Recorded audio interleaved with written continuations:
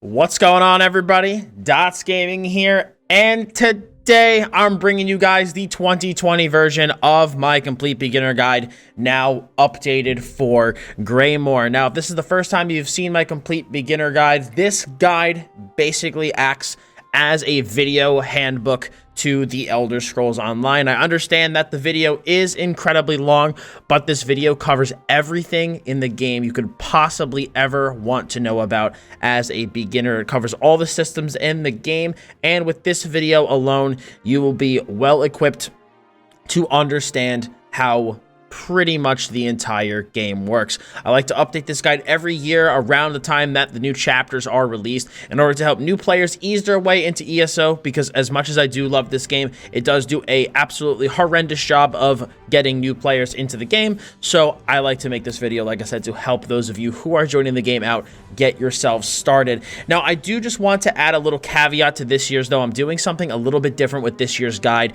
than I have in the past, and that is I'm going to be reusing a huge chunk of the guide that I made last year. I was extremely happy with how the guide for Elsewhere came out, and a lot of the stuff in that guide has not really changed from 2019 to 2020. I will be updating all of the sections that are either out of date or have misinformation in it, or I'll add any new sections that need to be added, but for the most part, you're going to notice that a huge chunk of this video is very similar to the video last year. Like I said, I really liked a lot of my explanations and figured it'd be good to keep those in. But as you can see, linked in the description below, as well as the pinned comment, you can find the timestamps to all these different sections so that you can kind of skip around this guide as you need it, and you can always come back to this video if you want to reference it. So be sure to like the video so that you can save it to your liked playlist so that you can come and reference this whenever you need to. I also do stream ESO over on Twitch at twitch.tv/dotsgaming. So if you would like to come and ask me any questions live or just watch some ESO gameplay,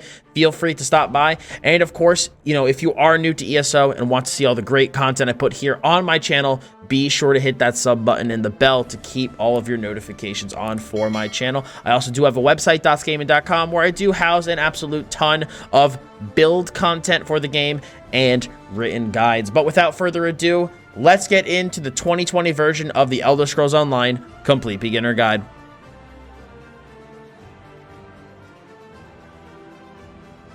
The Elder Scrolls Online runs off a buy-to-play model. Simply purchase the game and you will have full access to everything, no strings attached. There is a subscription model, though, that you can pay for if you would like some extra convenience, perks, and bonuses, but we're going to go over what those specifically are in the next section. But thankfully, nothing is paid to win. Most of it is just a lot of convenience in the form of inventory management. But again, we'll go over a lot of the specifics in the next part of the guide here. I just want to go over how to actually purchase ESO, because I've actually had to re-record this section a couple times because ESO always changes its purchasing models every year, and it always seems a little convoluted on how to actually buy the game. So I do have this whole section to teach you how to buy the game. But the first thing I do want to touch on before I even go over that is what's the difference between a chapter and a DLC. A chapter is, think of an expansion to the game. It's the big new addition that comes once a year to the game, while on the other hand, a DLC is a smaller addition to the game that will usually come about 3 times a year to ESO and is actually included in that ESO Plus membership if you were to sign up for that. But again, we'll touch on that more in the next section.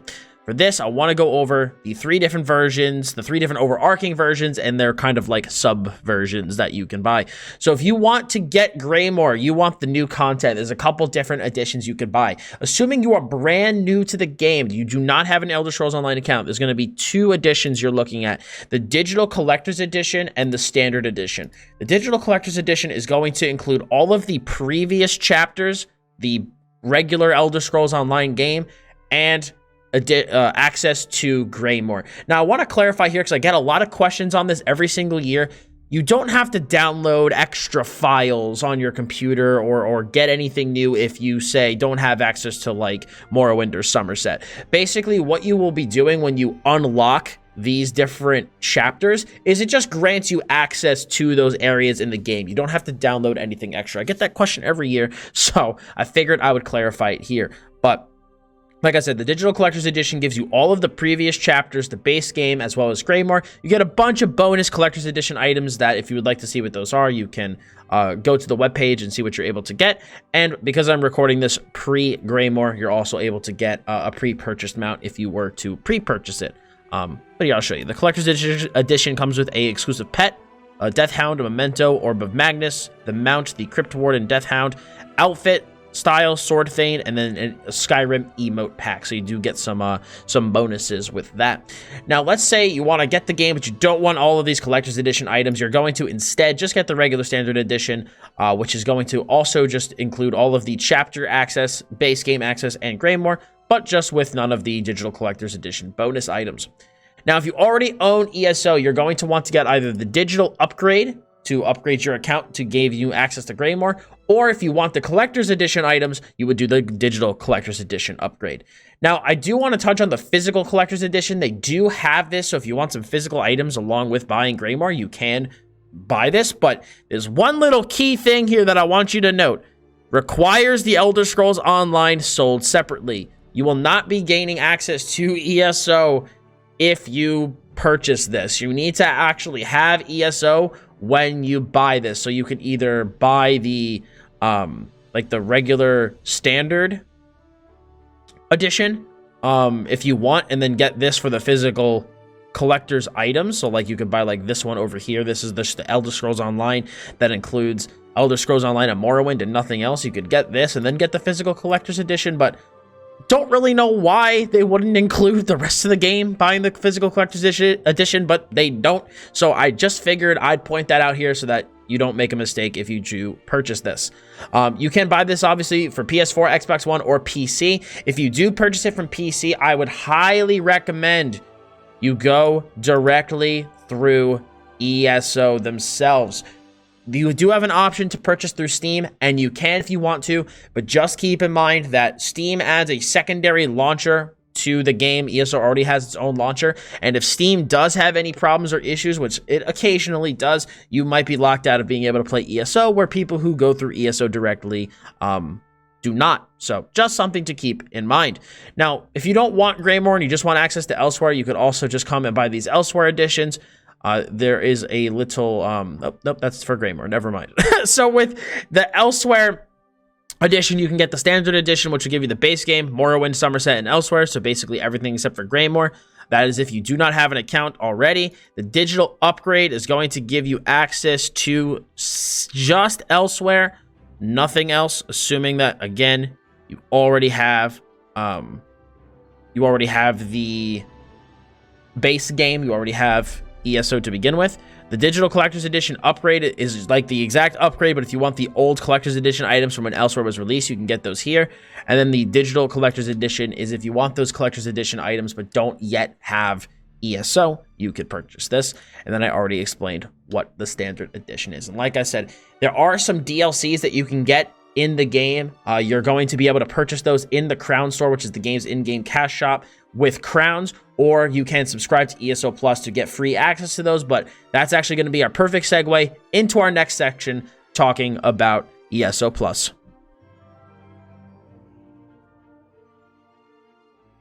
So as I mentioned in the previous section, the Elder Scrolls Online does have a premium membership that you can subscribe to if you want some extra perks, and it also does have a cash shop. Again, none of these things are pay to win, but they do make it worth the money. You do get a good bit of value from subscribing to ESO Plus if you do choose to. Now, again, it's pretty much your standard $15 a month fee that gets cheaper as you spend more money to get like a longer subscription, like a reoccurring subscription. So, you know, obviously the 3 months cheaper than the 1 month, 6 months cheaper than 3 month, etc. But these are the different perks that you get from ESO Plus. You gain full access to all DLC game packs. So anytime they release a DLC, as long as you're sub to ESO Plus, you'll get instant access to those and you do not need to purchase them. You also get unlimited storage for crafting materials. I would say if there's one big thing about ESO Plus that you need to know is that you get a ton of storage. That's the biggest thing that ESO Plus gives you. It is inventory management. If you don't have ESO Plus, I do have a guide dedicated to inventory management on my channel that you can check out. But Honestly, this is called the craft bag, which is the crafting storage. This alone is worth the ESO Plus membership, and I would definitely a selling point for it. You also do get crowns per month that correspond to the number of like how long you're subbing for. So for example, if you do a reoccurring subscription every month, you'll get 1650 crowns every month. But if you do 3 months, you'll get even more crowns every time it renews. So basically you'll get the crown value, like you'll get crowns equal to the amount of money that you spent every time you're charged. So on top of all of these perks, you also do get the crown value as well. You get double bank space for your account, 10% increase to gold and experience acquisition, 10% increase to crafting inspiration. Inspiration is simply the fancy word for crafting experience, and trait research rates. I will go over trait research in a later section. You get double furnishings and collectible space in player housing. ESO does have a great player housing system, and with ESO Plus, you can put double the amount of furniture in it. You're able to dye your costumes, so you can put on different costumes in the game, and you're able to change the color of those with ESO Plus. You also get the double currency cap for transmutation crystals. I will go over what transmutation crystals later on, but it increases that cap from 100 to 200. And you also get some special crown store deals every single month, so you can get certain things for free, discounts on other items in the crown store, etc. And obviously, there's a 365-day, $11.67 a month, 180-day, $12.99 a month, 90-day, $13.99 a month, and 30-day, $14.99 a month. Me personally, I always like to go for the 3-month recurrings. That's anytime I play a game that has a sub model, I like to go for the 3-month recurring. You save a little bit of money on your sub, but your sub isn't so long that if you ever do decide, hey, I want to cancel it, you're not out a crap ton of money. Like, it's not like you bought, a 1-year sub and you decide in, let's say, a March that you don't want to play the game anymore. And so you have this huge, long subscription that you wasted all this money on. So you're better off, in my opinion, going for either the 180 or the 90. Now, besides ESO Plus, they also have a crown store. Now, I know people immediately hear cash shop must be pay to win, but it's not. The crown store is literally all cosmetics and convenience items. Nothing pay to win. So for example, we have some pets here. We have a sword motif. We have personality, which basically makes your character's idle animations look a certain way. There's an ESO Plus deal where you get a free statue. You can also get this outfit. You also have different houses that you could buy inside of the crown store if the crown store ever decides to load. You could buy your houses here in the crown store, or you could buy them in-game for gold. Again, if you go to wardrobe, there are other outfits you can buy. So you can buy this Alliance hood, rider outfit. There are mounts that you can buy inside the crown store. You can buy certain mounts in the game with gold, but a lot of mounts are sold in the crown store. So you can buy a bunch of different mounts in the crown store if you so choose. There's also non-combat pets. There are some other crafting things that you can purchase, maybe certain style outfits, tokens to make your character's appearance look a bit different. So as you can see, this is all just appearance and convenience items. There's some utility stuff. Again, there's like experience scrolls. There are supply kits that include potions and food. So as you can see, nothing pay to win here. All stuff that can just help you with convenience and cosmetics in your Elder Scrolls Online journey. This section is going to cover the different races and factions in the Elder Scrolls Online. ESO is a tri-faction game. You have the Ebonheart Pact, the Aldmeri Dominion, and the Daggerfall Covenant. Now, the one question I always get asked by new players is, which faction should I play? Thankfully, in ESO, faction doesn't really matter too much outside of PvP. So let's say you want to play the Ebonheart Pact, but your friend wants to play the Daggerfall Covenant. You guys can still play most of the content in the game together. You guys can quest together, raid together, do exploration together, but the only time that faction restrictions are in place is in the Cyrodiil Alliance War. You cannot play with people on opposite factions, obviously, in the Alliance War, because the different alliances are obviously at war. So that's the only time that faction really comes into play in terms of restriction on how you can play with others. Now, there are 3 races per faction with 1 neutral race. Now, if you do choose to purchase the Adventurers Pack upgrade from the Crown Store, you're able to play any race on any alliance. But assuming you do not have that purchased, There are 3 races per alliance and 1 neutral race that can go on any alliance. So for the Daggerfall Covenant, we have Bretons, Orcs, and Redguards. For the Aldmeri Dominion, we have the High Elves, the Wood Elves, and the Khajiit. And for the Ebonheart Pact, we have the Argonians, the Dark Elves, the Nords. Now, finally, we also have Imperials, which can play on any single faction they want, but this does require purchasing the Imperial race upgrade from the Crown Store. Now, one question I will get from people is, which race should I play based off of my class? Now, race in the Elder Scrolls Online actually doesn't matter based off of your class. It matters on how you choose to play the game. And there's 4 main types of ways to play your character. There is a physical damage dealer, aka stamina DPS, a magical damage dealer, aka magica DPS, a healer, as well as a tank. And then I'm also going to mention races that you can choose for generally that will apply to any single role. Now, the best type of stamina DPS in the game are going to be Redguards, Orcs, Khajiit, Wood Elves, Nords, and Dark Elves, with a also small shout out to Imperials because they could also do stamina physical DPS as well. For magical DPS, you have Bretons, High Elves, Khajiit, Argonians, or Dark Elves. For tanking, you have the Imperial race, Nords, Argonians, and those are like the 3 main tanking races. Assuming you do want to play on the Aldmeri Dominion or the Daggerfall Covenant, I'd say probably special shout out would go to Khajiit. Khajiit could definitely make a solid tank, as well as probably a Breton. Bretons would make a very solid tank choice for the Daggerfall Covenant. And then finally for healers, we have Bretons, Khajiit, and Argonians making your best healers. Also, I don't know if I said it, but shout out to Imperial as well for tanking. Imperials make amazing tanks. So that is basically how you're going to want to choose your race based off which role you choose to play.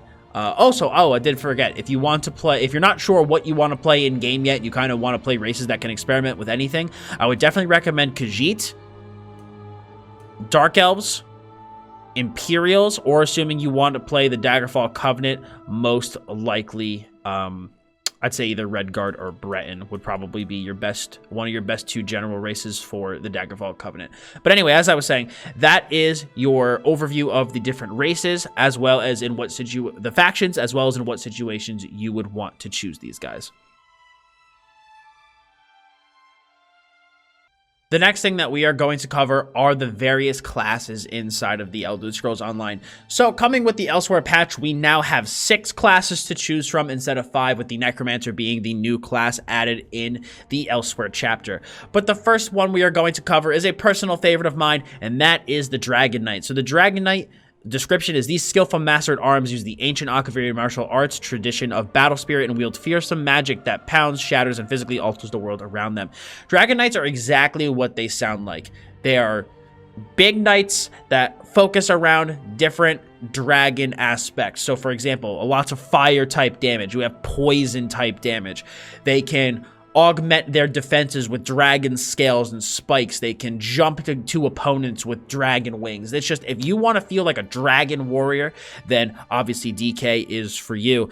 Now, I know some people might be sitting here just saying, well, DK sounds like it's just going to be a big tank and that's it. The good thing about the Elder Scrolls Online is that every single class can fill every single role. So yes, you can heal on a Dragon Knight, you can do physical damage on a Dragon Knight, magical wizard type damage on a Dragon Knight, or be a big beefy tank. It is up to you. You can play every single class in all 4 different ways, but the Dragon Knight is exactly what it sounds like. We also have the Sorcerer. The sorcerers can use conjuration and destruction spells to hurl lightning bolts and create shock fields, wield dark magic to snare and stun, and summon Daedric combat followers from Oblivion to assist them. Sorcerer is your stereotypical mage character for ESO. So as a magic damage dealer, it's basically what you're going to expect. Lots of lightning attacks. You can use pets if you so choose to. big burst damage, lots of control. That's what you're going to get from your magical sorcerer. But you can also heal on your sorcerer. You have a pet that can also help you heal in battle. You can tank on your sorcerer as well. And your physical damage dealer is going to revolve around wind and those types of attacks, wind and rocks, instead of lightning and dark magic. So that is what you're going to get from your sorcerer. We also have your Nightblade. Yes, you guessed it. Nightblade is going to be your more stereotypically rogue type class in the game. Nightblades are adventurers and opportunists with a gift for getting in and out of trouble, relying on variously stealth, blades, and speed. Nightblades thrive on conflict and misfortune, trusting their luck and cunning to survive. So your Nightblades are going to be your rogue, obviously, if you choose to play them like a physical damage dealer, your daggers and bows and whatnot.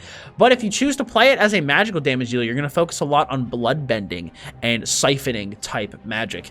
And you could also harness darkness itself for tanking or sacrifice your own life force to heal your allies. So Nightblades are a fun class for any role. We also have the Templar, which are exactly what it sounds like. Templars are your paladins and your priests for ESO. So these traveling knights call upon powers of light and burning sun to deal massive damage to their enemies while restoring health, magic, and stamina to their allies. So you basically use the power of the light to deal physical damage, magical damage, tanking, and healing. They all go about it in a little bit of a different way, but your Templars are literally just your stereotypical paladins and priests inside of ESO and can fill any role quite nice. We also have the Warden. Wardens are defenders of the green, master storytellers whose nature tales become magical reality. They wield frost spells against enemies and summon animals to fight them. So Wardens are going to focus primarily around frost magic, nature magic, and pets.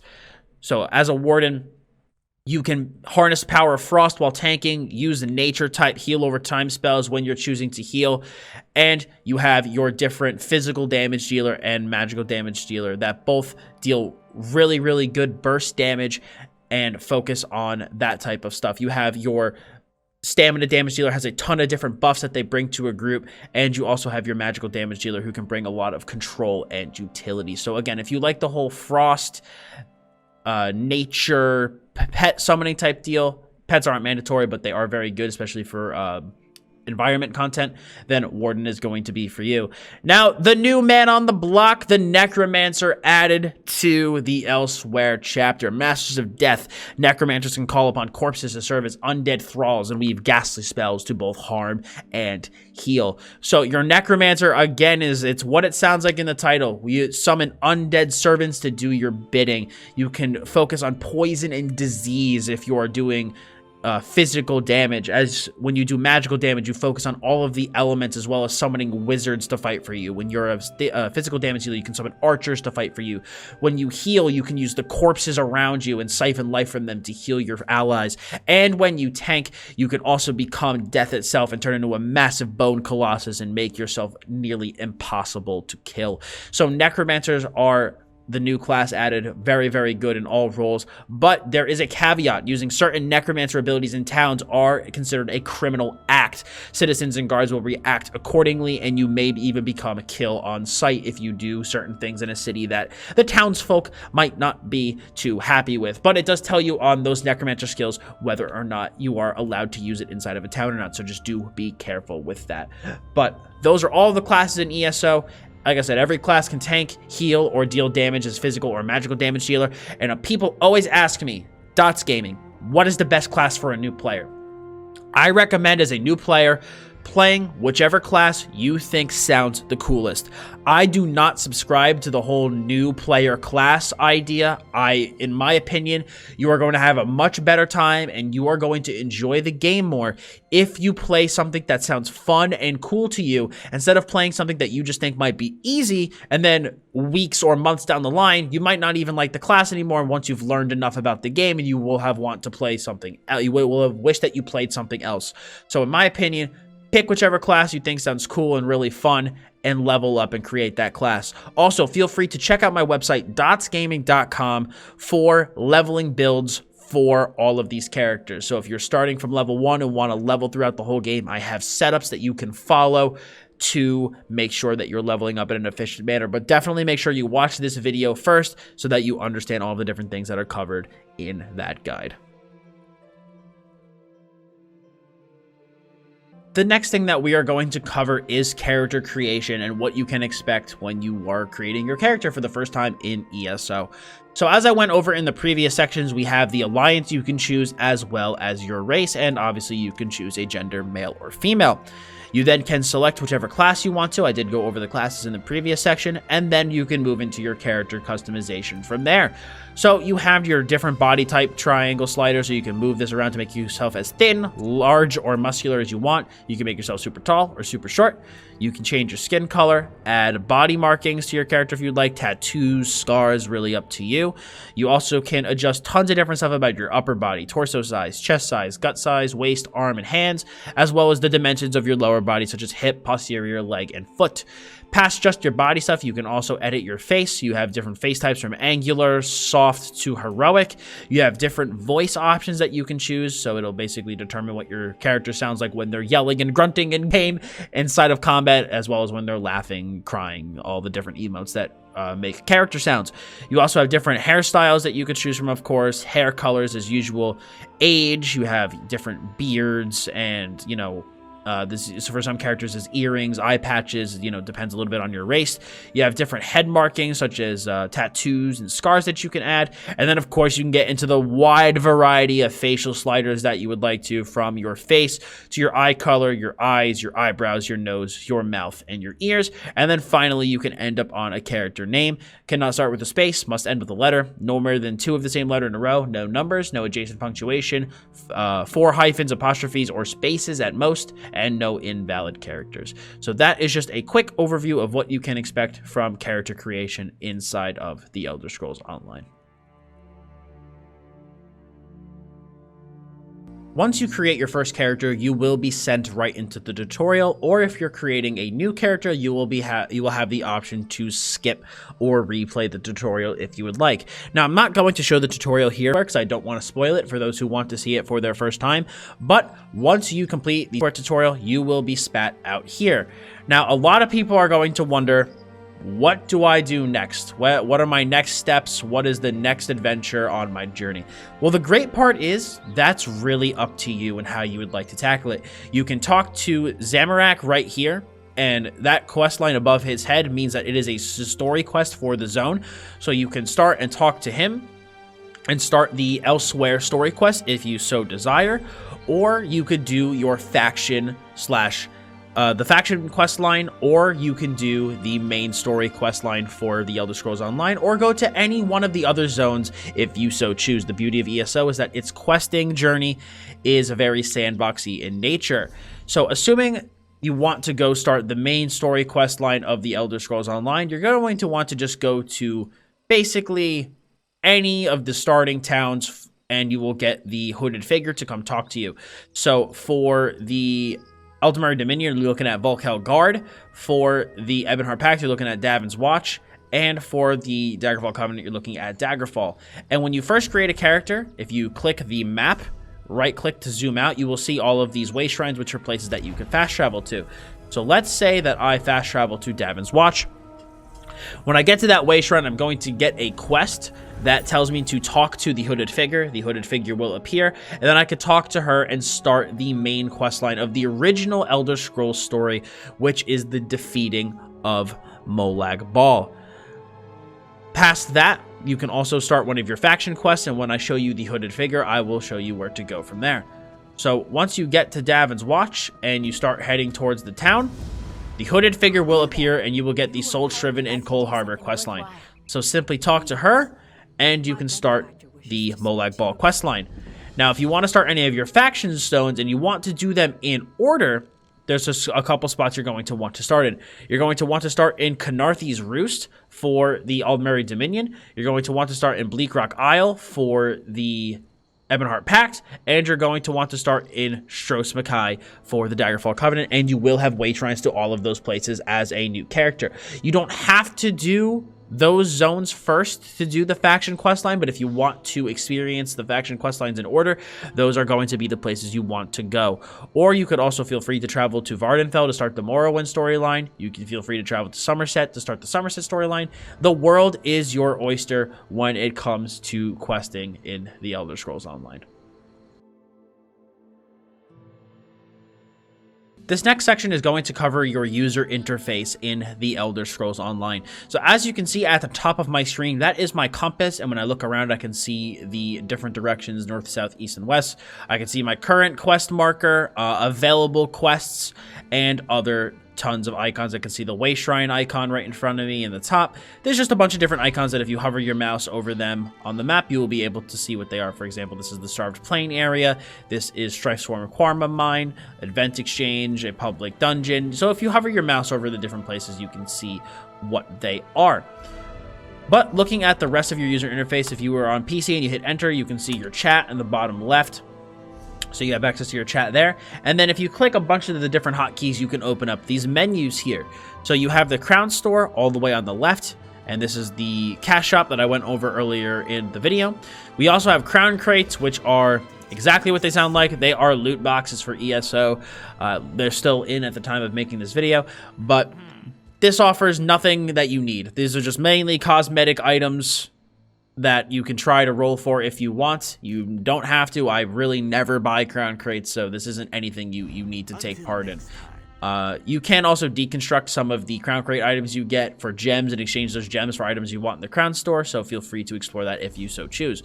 You also have your inventory. This is your bags that you have access to, so you can see all the different types of things in your bags, your gold, as well as what items you have available on your character, as well as a quick look at your stat sheet. You can also do navigate to the craft bag, various types of currencies that you have, as well as your quick slot menu, which I will go over a bit later in the video. You also have your character sheet, and this is where you can find your guy's name, your race and your class, the rating of your equipment, title, outfit, your alliance rank, which is your PvP rank. I'll go over that later in the video as well. We have your attributes, magicka, health, and stamina, as well as a more advanced look at your stat sheet, your current horse upgrade progress. Again, I'll go over a lot of these things later in the video, as well as any active effects you have on your character. You also have your skills, so you can see the different skill trees for your class, weapons, armors, world skill lines, any NPC guilds that you're in, the PvP skill lines, your racials, as well as any crafting professions. And do not worry, these will all be covered later in the guide. Same thing with the champion point system. This is your end game progression, so you can open this up to take a look at your champion point system. You also have your journal, which is your quest log, your lore library, so your list of lore books you've collected, any achievements, as well as various leaderboards. We also have collections, which is where you can find any upgrades you've purchased for your account, any appearances. You can see head markings, head items or adornments, costumes, body markings, etc. Any furnishings, assistants, mementos, which are kind of like just little items you can use for cool effects and whatnot. They don't really do anything on combat, just some cool stuff that you can collect. You also have mounts, non-combat pets, emotes, as well as anything special you've acquired on your account. You also have the stories, so you can see what stories you currently have access to, and if you would like to start those stories, you can click Accept Quest. So for example, if I wanted to start the Murkmire DLC, I can click Accept Quest here and would get the quest, which would send me on my adventure to Murkmire. We also have housing, so any houses that I've collected, as well as ones that I have not, as well as the option to travel to them, and my outfit styles. If I wanted to equip any outfit styles to my character, I could preview them here, or I could equip them at an outfit station, but I will be covering that later in the video as well. We also have your map, which I've shown a few times. We have your group pane, so you can set your group's dungeon difficulty, look at any members in your group. You can show up the zone guide, will also be covered later in the video. You can do your dungeon finder, the Alliance War queue, so if you go into Cyrodiil, you could look for some groups there. I don't really know many people that use this, but it is there if you would like to, as well as you can queue for your Battlegrounds, which is your small-scale PvP, while the Alliance War is your large-scale PvP. You also have your friends list, so you can see your friends list here, as well as anybody that you have ignored. You have your guild pane, where you can see all of the guilds you're in. You can be in up to 5 guilds. You could also join or create a guild yourself. And you can use the guild finder to search for various guilds in the game. You also have the Alliance War, so you can see the different Alliance War campaigns, which are just instances of the open world PvP zone that you can join, but you can view that here. You can open your mail, see any notifications, and check out the help menu. In addition, if you want to see your abilities and your health bars while you're in combat, I know a lot of people do ask me about that a lot. You can go down to here, combat. You can do ability bar, always show, attribute bars, always show. So now whenever you are playing the game, you can see your active abilities at the bottom as well as your health, magicka, and stamina bars.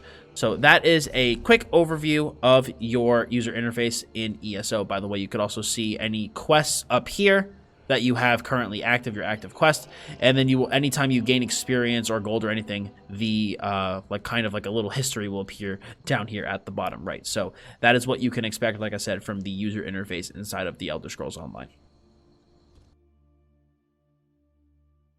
The next section of this guide is going to cover add-ons. Like most MMOs out on the market, you can install add-ons to the Elder Scrolls Online to change how your user interface looks and add some more functionality, but do keep in mind that this is for PC only. Consoles do not have access to add-ons, unfortunately, so this is going to be a PC only section. Now, I highly recommend if you want to browse and download add-ons for the Elder Scrolls Online, that you do it through minion.gg and download that client and have it search for your add-on directory for the Elder Scrolls Online and use Minion to download add-ons. It is the most up-to-date and has way more add-ons than other add-on other add-on programs that you can use for the game. Minion is consistently the most up-to-date. And if you have any problems installing it and have any troubleshooting issues, I do have a guide on my channel called how to install add-ons for ESO. So if you have any troubleshooting issues, you can go to that guide and check that out. But yes, you can download a ton of different add-ons for ESO, and I will also go over the different add-ons that I have if you want to know some good ones to start with.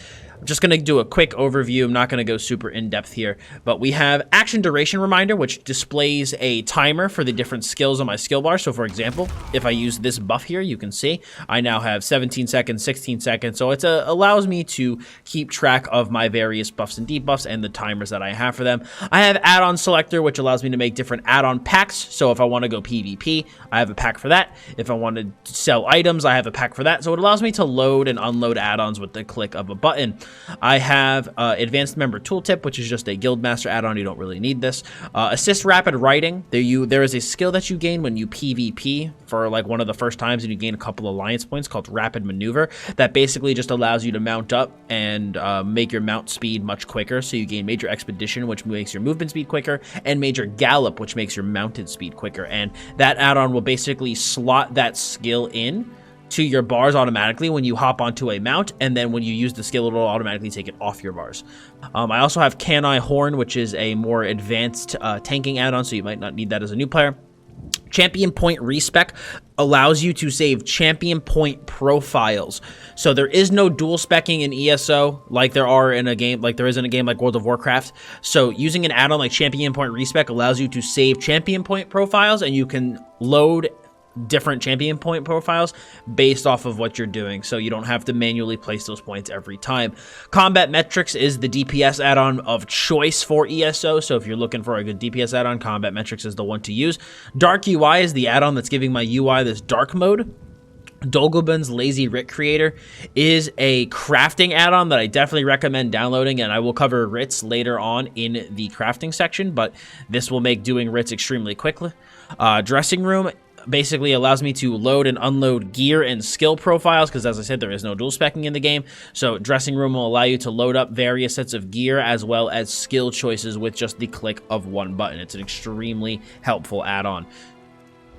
We also have Grayskull. Grayskull is what I use to show my weapon damage at the bottom right here. So, it now just went away, but if, whenever my weapon damage goes up, you can see it increases along with it. So it just shows me how much damage I currently have on my character. Harvest's add-on settings came with a different add-on. We have Harvest Map, which basically, whenever you farm nodes around various zones, it'll basically leave a little marker there saying, hey, you farmed something here. Inventory Insight allows me to look into my inventory across all my characters. Note that you must log into all of your characters once in order to see this. I have a bunch of libraries that came with my various add-ons, and if you need more, like, let's say you download an add-on that says I need this library, you can go onto Minion and download the library that is needed. I also have map pins, which places little pins on my map for lore books, Skyshards, as well as other points of note. Lore books and Skyshards you will learn more about later in the guide, but This places basically tons of icons on your map that shows you where certain things are, and you can, you know, add or subtract as many different map pins as you want. You can display as much or little information as you desire. Master Merchant is what I use for the selling of items. It'll basically pull in data from the various trading guilds I'm in. I'll explain what that means later in the guide, but it basically pulls in info about various sales of items and will basically make a chart on the item tooltip itself to tell you how much an item is worth and how much you should sell it for. I also have multi-craft, which allows you to craft multiple items at once. So let's say you're going to craft potions, right? Instead of having to press your key for potions every single time and continually click it and continually craft, you can just set multi-craft and make a batch of 20 and it'll automatically do it. Raid buffs is a tanking add-on that I have. Not really necessary. Raid Notifier is kind of like your go-to deadly boss mods type deal for the Elder Scrolls Online. So if you do plan on doing trials, which are raids, basically, Raid Notifier is going to be really important for you. I can skip these two. They're tanking specific. Uric Skill Point Finder is really, really good for finding where various skill points are in the world, ones that you haven't collected yet. Skill points basically will allow you to unlock skills and passives. Again, I'll go over them a bit later in the video. But Uric Skill Point Finder will show you what skill points you still need to acquire, and so you can go out and do those. Votan's Keybinder basically allows you to make your keybinds account wide. Votan's Minimap is my Minimap add-on that you have on the right side. Minimaps are not default to the game. Votan's Search Box adds a search box to my inventory, so I can click here and actually search my inventory. And then finally, I use Weapon Charger, which automatically charges my weapon enchantments whenever they run out. And by the way, if you ever see that these add-ons says like out of date, just simply select allow out of date add-ons and they will be able to run on your account. So those are what add-ons are. Like I said, they change up your game a little bit and add some extra functionality. Download them through minion.gg and they will be able to keep your add-ons completely up to date, as well as search the most latest and greatest database of add-ons that you have to offer. And remember, add-ons are PC only.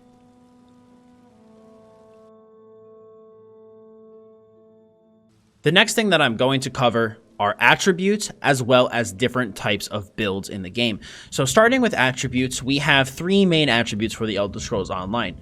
We have Magicka, Health, and Stamina. And every single time you level up, you are able to get a certain amount of points to place in your attributes up until 64 points.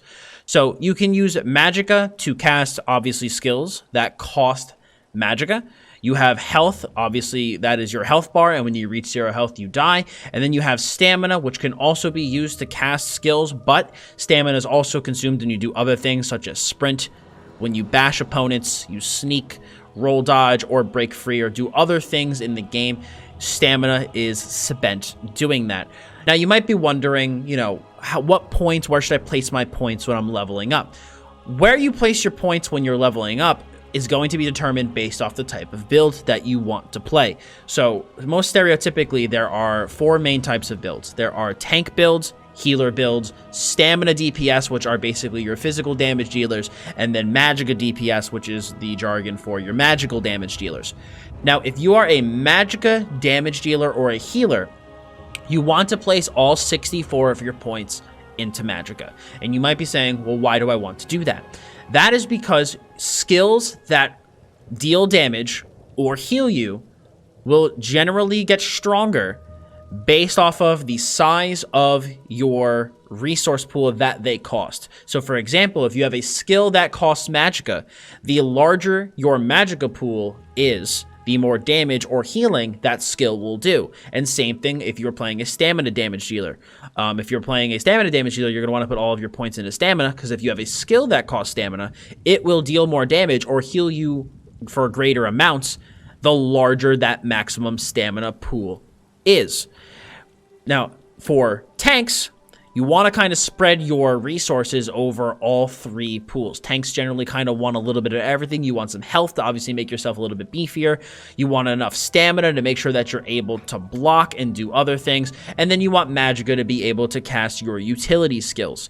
So the amount of you're going to want to get from each of these 3 pools as a tank is going to vary based on your setup. So you can kind of play around with these numbers to see what you like, or feel free to check out any of the builds on my website, dotsgaming.com, for an overview of where a lot of the builds on my website place their points. Now, you might be wondering, though, well, is there ever a situation where maybe as a stamina damage dealer, I would like to use a magicka skill, or as a magicka damage dealer, I would like to use a stamina skill? And the answer is yes, there are situations where you would like to do that. Primarily, you will use skills of the opposite resource for the utility that they offer. So this character that I'm playing is a stamina damage dealer, but I still use the volatile armor skill that costs magicka for the buffs that it offers. It offers me major resolve and major ward, which increase my resistances, which are basically something that makes me tankier. I'll be explaining this in a later section, but resistances make you tankier, and major resolve and ward are just standard buffs throughout the game. They're not influenced by your magicka pool or your stamina pool. It's a utility skill. So it's not really a big deal that I'm spending magicka on it because it's not any weaker by costing magicka. But as you can see, there's a damage component to this skill. When you release a spray of spikes around you, cause enemies to take 48 magic damage over 10 seconds. Now, this number would be much higher if my magicka pool was much higher.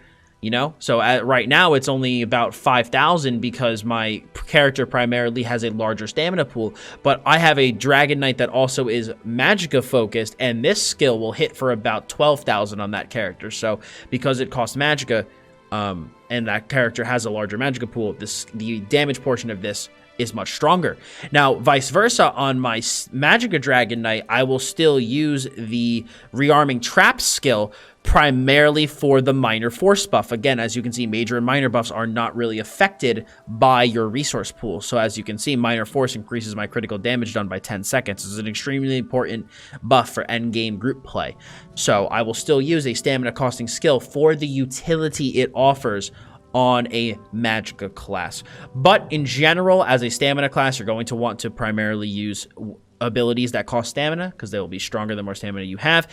And you could also cast more of them because your stamina pool is larger, and vice versa on magicka damage dealers as well as healers. Healing skills are also strengthened by the corresponding resource pool.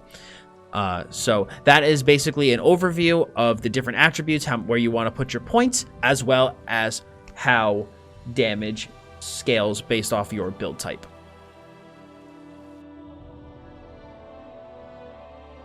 The next section that I'm going to cover is damage scaling, mitigation, and status effects. So as we learned in the previous section for attributes, skills will deal more damage or heal for more based off the size of the resource pool of what the skill costs. So again, just to give you another quick example, my heroic slash costs stamina, so it will deal more damage the more stamina I have. Same thing with my resolving vigor. It will heal me for greater value based off the maximum size of my stamina pool. So if my stamina pool is really small, this won't heal me for a lot. But if my stamina pool is really big, this will heal me for more. But there are more things that will apply to your damage scaling besides your maximum resource pools. For example, magicka-based skills are augmented as well by spell damage. So spell damage, as you can see, affects how much damage or healing your magicka-based abilities and weapons cause. So weapon damage is then the opposite side of that coin. Weapon damage will affect how much damage and healing your stamina-based abilities and weapons will deal. You also have weapon critical, which gives your physical attacks a chance to deal critical damage. And then you also have spell critical, which gives your magicka-based abilities a chance to deal critical damage. And of course, you could take a wild guess, spell damage and magicka of type abilities are mitigated by spell resistance. Decreases the amount of damage you take from magical attacks, just like weapon damage and stamina-based skills are mitigated by physical resistance. Decreases the amount of damage you take from physical attacks. Also, critical strikes have their own mitigation as well, called critical resistance. Decreases the amount of damage you will take when you are the victim of a critical strike. Do note, though, that critical resistance is not necessary if you are not fighting another player. NPC characters and bosses are incapable of critting. Only players can deal critical damage. Now, besides the damage scaling and mitigation, there are also certain status effects that appear in the game, and those are actually also augmented by your maximum magicka as well as your spell damage, and take advantage from those stat types. So we have 3 types of physical status effects and 2 types of stamina, and one that's kind of like a miscellaneous one. So we have the burning status effect, which is a magical status effect. Chilled and concussed are also magical. Poison and disease are physical, with a special shout out to bleed as technically being a physical 1 as well. So burning, the burning status effect can be applied by dealing fire damage to a character. When you apply the burning status effect on an enemy, they take fire damage over time based off your max magic and spell damage, and burning lasts 4 seconds. It ticks every 2 seconds. The chilled status effect can be applied by dealing damage, frost damage to a character, and chilled enemies will suffer from minor maim debuff for 4 seconds, which reduce their damage by 15%. We also have the concussed status effect, which can be applied by dealing shock damage to a character, and a concussed enemy will suffer from minor vulnerability for 4 seconds, which will increase their damage taken by 8%. We also have the physical status effects, so the poison status can be applied by dealing poison damage, and when you apply this status effect, they will take a poison damage over time they'll take poison damage over time based off your max stamina and weapon damage, and this can last 6 seconds and will tick every 2 seconds. Finally, we have the disease status effect, which will be applied again by dealing disease damage, and a diseased enemy will suffer from major defile for 4 seconds, decreasing their healing received by 30%. Now, weapon enchantments, because you can add enchantments to your weapon, so it basically will augment your weapon. So, for example, if we see on my character sheet here, my weapon, whenever I deal damage with my weapon or a weapon skill, I have a chance to cause this enchant to fire off, and it will increase my weapon and spell damage by 348 for 5 seconds. Now, weapon enchantments have a chance to a 20% base chance to apply. Single target direct attacks have a 10% base chance to apply. Area of effect weapon skills have a 5% chance to apply. Single target damage over times have 3%. Area of effects have 1%, and then light or heavy attacks have a 0%. From destruction stabs have a 0% base chance, but these can be augmented by other factors in your passives. Now, there's also one other status effect that I want to give a shout out to, and that is also the bleeding status effect. It applies a bleeding dot to your opponent that can be mitigated by physical resistance, and it's basically just a damage over time that can be applied by certain weapon types and skills. Again, if you check out the passives of your weapon skill lines, it's usually axes that will be the ones applying bleeds, but other skills will also mention if they apply a bleed. Now, I also do want to mention that ultimates have their own way of scaling as well. Now, ultimates do scale with your highest resource and damage. So for example, even though my shooting star ultimate on this character deals flame damage, if I was to use shooting star on a stamina damage dealer, it would still get stronger in scale with my weapon damage and stamina, because that is my highest resource and weapon damage pool.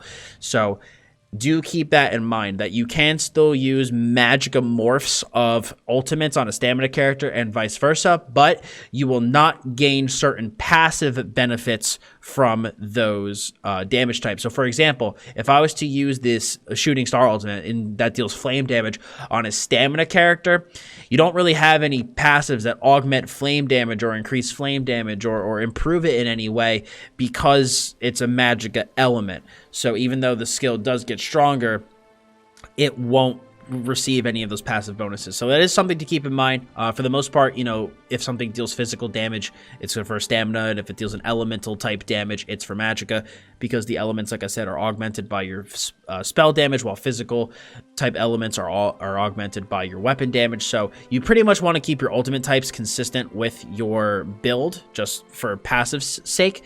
But I just wanted to make that note about the scaling process. And these also do cost ultimate. They don't cost magica or stamina. They cost a separate resource called ultimate that you gain while you are being hit in combat or are hitting something else while in combat. And I'll go over the ways that ultimate are generated more in the combat basics section, but do keep in mind that ultimates do not cost magica or stamina.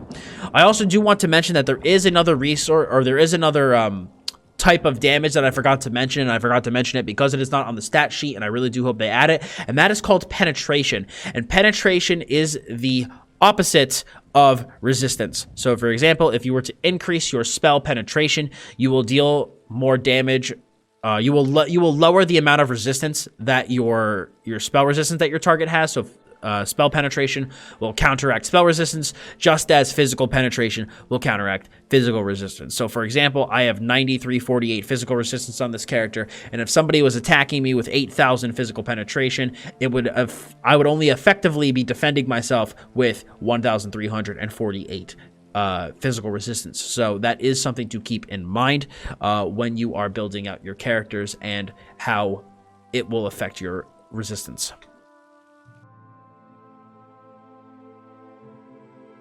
The next section that we are going to cover is weapon swapping. At level 15, you unlock the ability to have a second weapon bar. You're going to notice very quickly when you start playing that you can equip one weapon on your character, and that will also allow you to slot 5 skills as well as an ultimate. But when you hit level 15, if you go to your character sheet here, you will be able to see you can have a second set of weapons here. So I know a lot of people go, I don't know how to equip my second weapon. Simply open up your character sheet and you can drag a weapon into your back bar slot and you will unlock the ability to use a second weapon. So this not only allows you to equip a totally different weapon type and gain all of the passive bonuses that it has to offer, but you can also slot another 5 skills and a second ultimate. So this allows you to really kind of customize your setups and really use a bunch of different weapons to take advantage of a lot of different skills, as well as be able to slot more things to make your character be able to heal more efficiently, deal more damage, or do a better job tanking your enemies.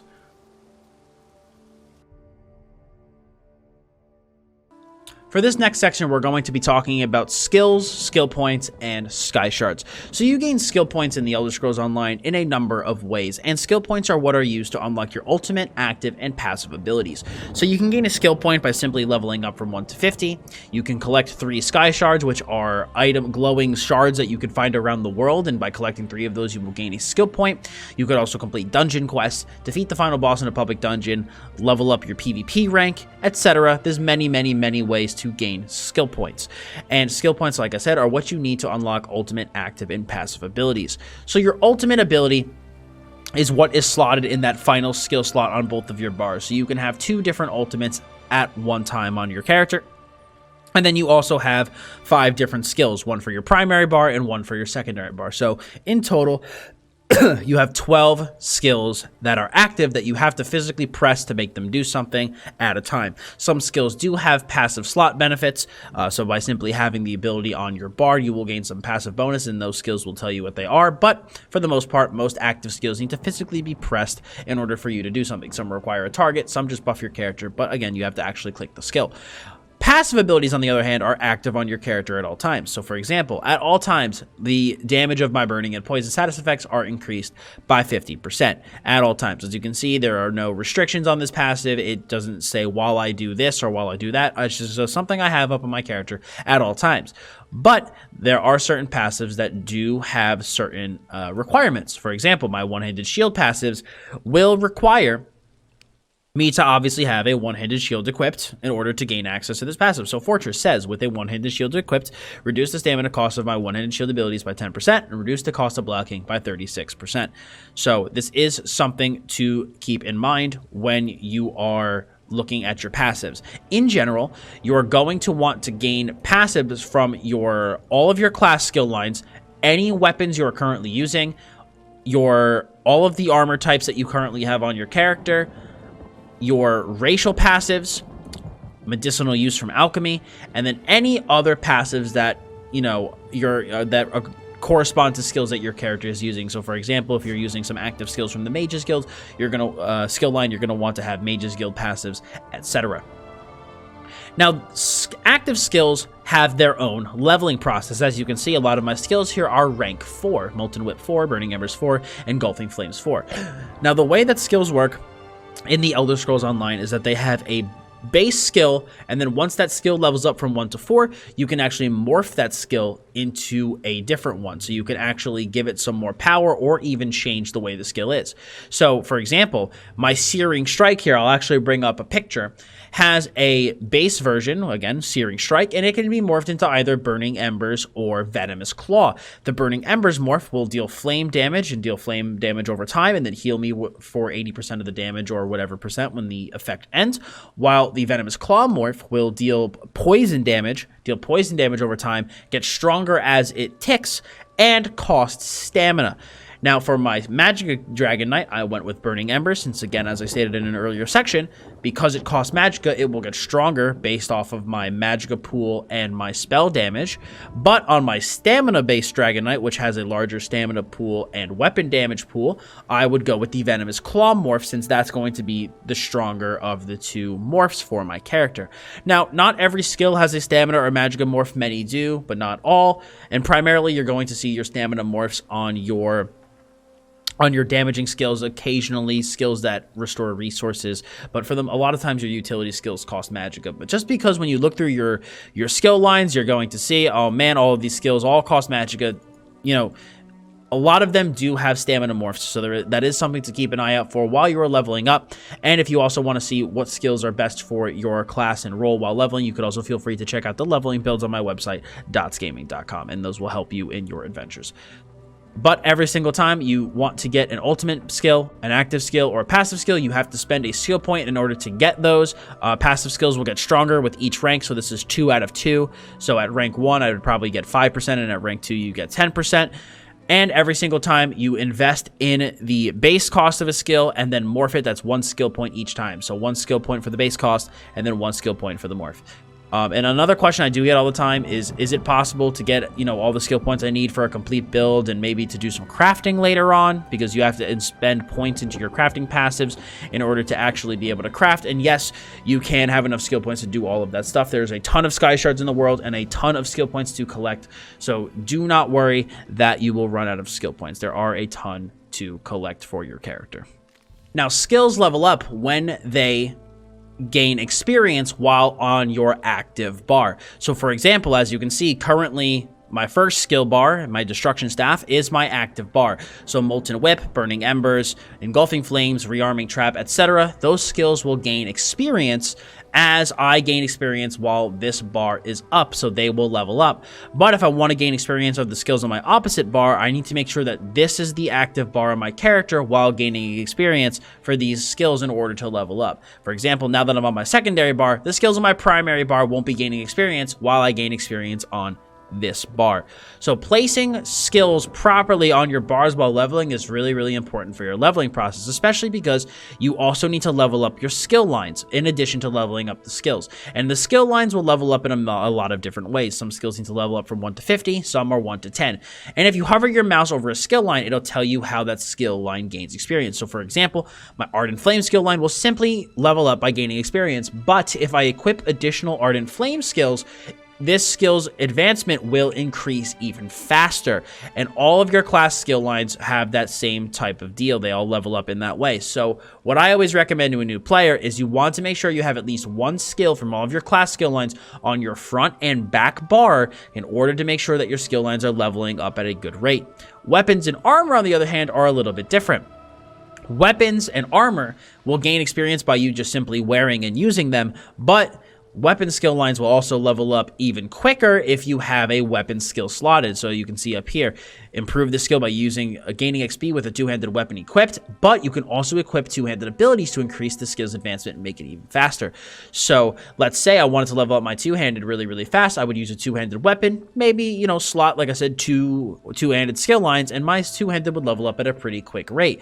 But let's say I want to level up my destruction staff and maybe my 1-handed shield at the same time. What you could potentially do is use your destruction staff as your weapon, but slot the first skill from the 1-handed shield skill line on that bar. So as you can see, equipping 1-handed skills will increase the skill's advancement. So even though I'm not using a 1-handed shield, you can still level up your 1-handed shield skill line by simply having this skill slotted. So that's just a little trick for leveling some skills up. But generally what I recommend people do is, like I said, have 1 skill from all of your class skill lines on your front and back bar. So make sure you have 3 of each, and then you can fill out the rest of your skill bars with either your weapon skills, maybe you can put an armor skill there if you want to, various guild skills. The rest of the skills are up to you, but like I said, you can feel free to check out my leveling builds for some recommendations, but definitely make sure that you have those class skills slotted so you can level up your class skill lines as quickly as possible. Now, I did mention that skills are morphed once the base rank hits 4, and then you can morph it into another skill. Once you morph the skill, though, that new skill will then be at rank 1. You still do want to rank up the skill to rank 4, even though you don't get another morph. And the reason is because as you level up the morphed skills, they will gain additional benefits. Sometimes the skill will cost less, sometimes it'll deal more damage, sometimes it'll heal you a little bit more, sometimes certain durations will last longer. So do keep in mind that even once you morph a skill, it is still important to level it up to rank 4 by gaining experience, as I've stated in this section, to make sure that you're gaining the most benefit from all of your active skills. The next section that I'm going to cover is gear, weapons, and traits. Now, unlike other MMOs, you have complete and open access to whatever weapon and armor type you want to use. There are no class restrictions or any type of restrictions for what armor and weapons you want to use. But with that being said, obviously certain weapons and certain armor types favor a certain playstyle over another, and that's what I'm here to show you today. So, for example, for our weapon skill lines, we have 6 different overarching types. We have two-handed weapons, you know, your mauls, your battle axes, and your great swords. One-handed shield, exactly what it sounds like. Dual wield, which is you holding 2 one-handed weapons, with your choices being swords, axes, mauls, or daggers. You also have your bow skill line, your destruction staff skill line, which is your elemental staves, mainly fire, frost, and shock. And then finally, you have your restoration staff, which is also known as your healing staff.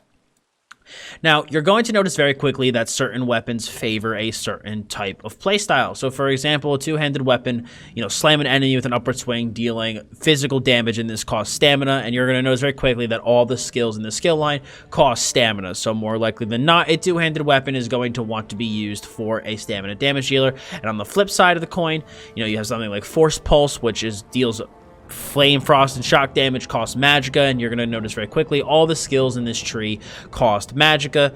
So you'll most likely guess that this is going to be used as someone who uses magicka as their primary resource and wants to deal damage with magical attacks.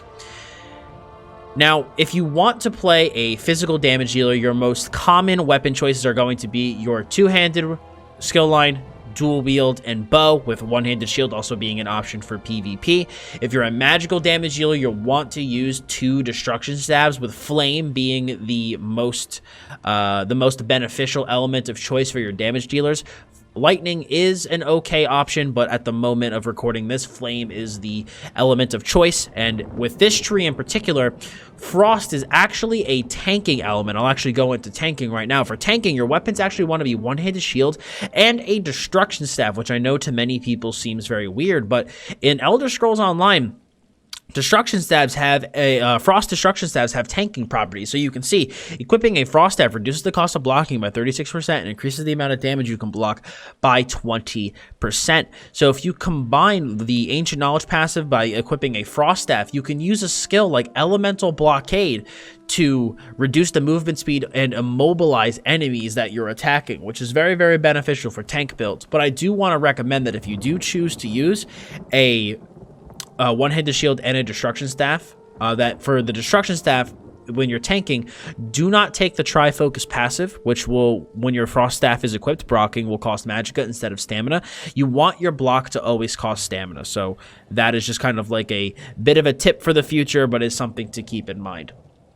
But if you're tanking and you don't like destruction staves, you can feel free to just stay double one-handed shield.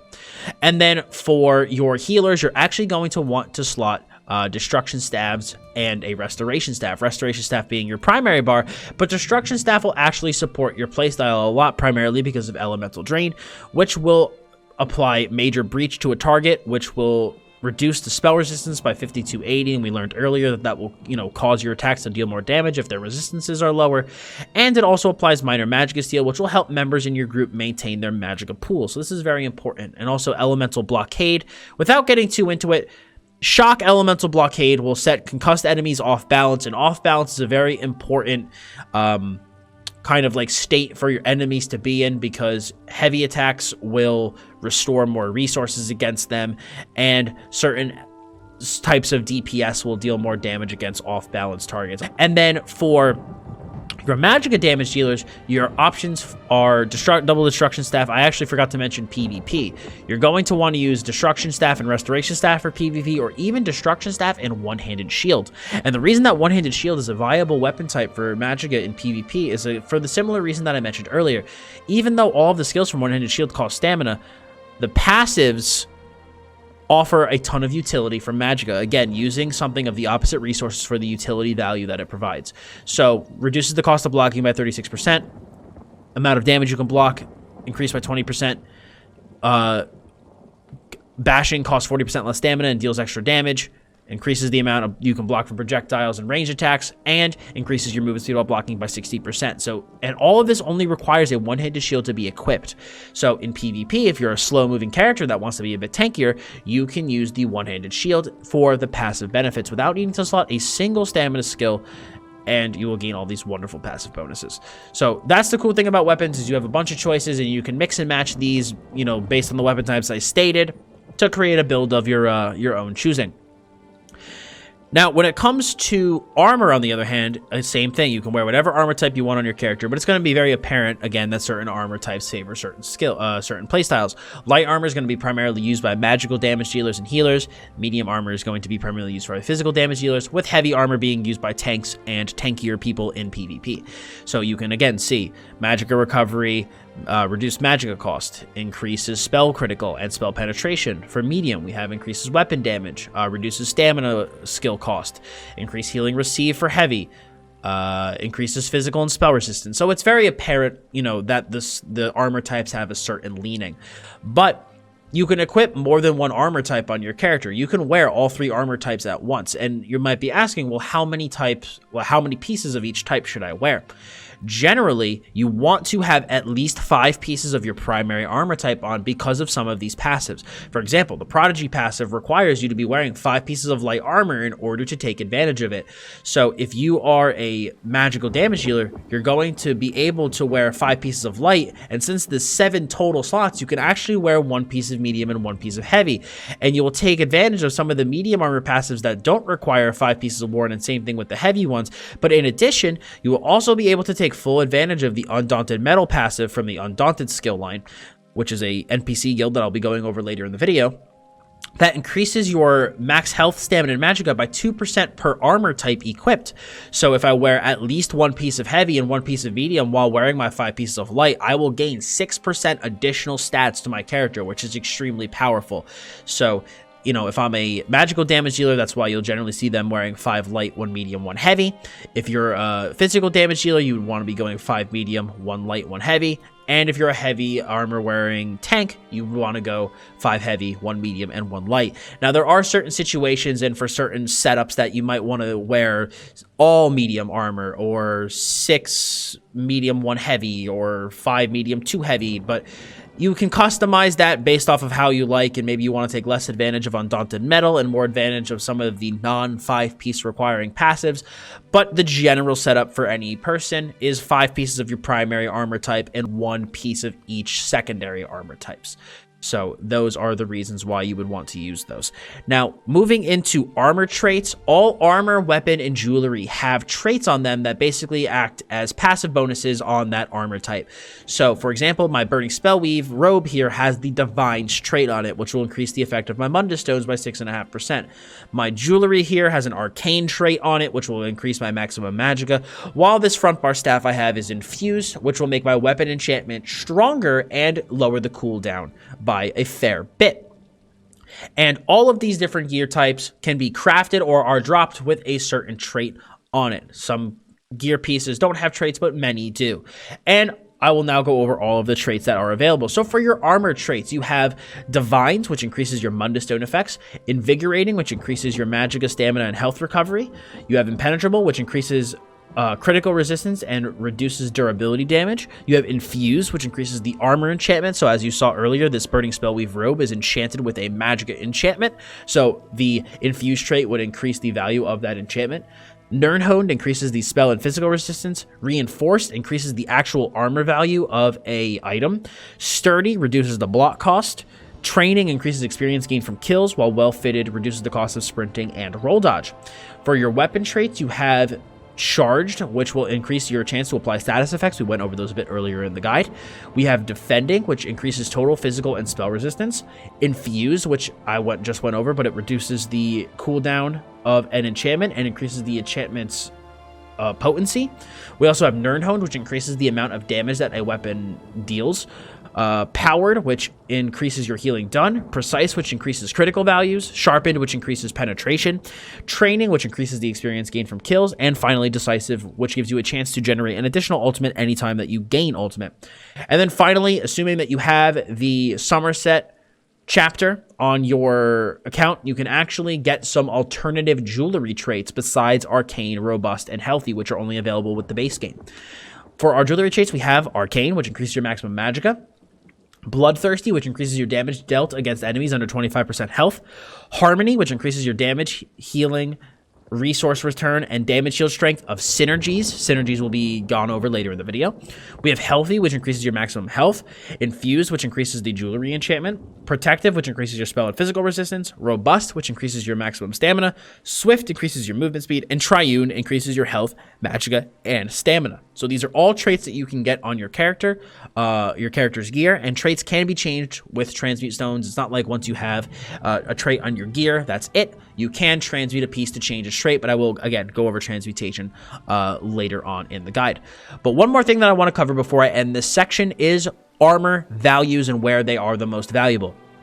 So you gain the most bang for your buck for a piece of armor on your chest piece. Your chest is going to offer the most armor value out of a piece of armor. So your chest will give you the highest armor value, followed by your head, shoulders, legs, and boots. Those are all the same. Those are all tied for the second most amount of armor you gain from a piece. As you can see, I get 1179 for both my legs and my boots.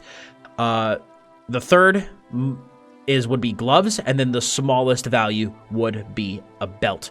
So when you are doing that 5-1-1 setup that I mentioned earlier, obviously you're going to get the most benefit if your chest is the heavy piece and either your head, shoulders, legs, or the boots are the medium piece. Now, don't get me wrong, sometimes certain gear sets only come in light armor, and so in that case, you might want to make your helmet heavy, but your shoulders medium. But generally, if you do have to choose a piece to be heavy armor, you're not going to want to make it your belt since you won't gain that much benefit from that armor type. So that is something to keep in mind, though, when you are equipping armor to your character. But that is a quick overview on weapons, armor, and the traits that you can have on all of your gear in the Elder Scrolls Online.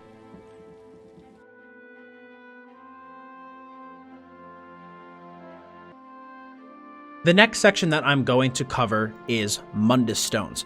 Now, mundus stones are basically these big rock things that you can interact with in the world, and they give your character a passive benefit. They're really similar to standing stones in Skyrim.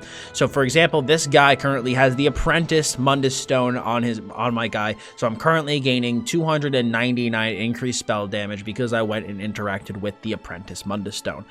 And these can be scattered all around the world in different zones, or you can have them actually in your player house. There is player housing in the Elder Scrolls Online. I will go over it a bit later, but you can actually get the mundus stones for your house so that you can simply come back to your house and use the mundus stones instead of going around the world and going to their specific locations.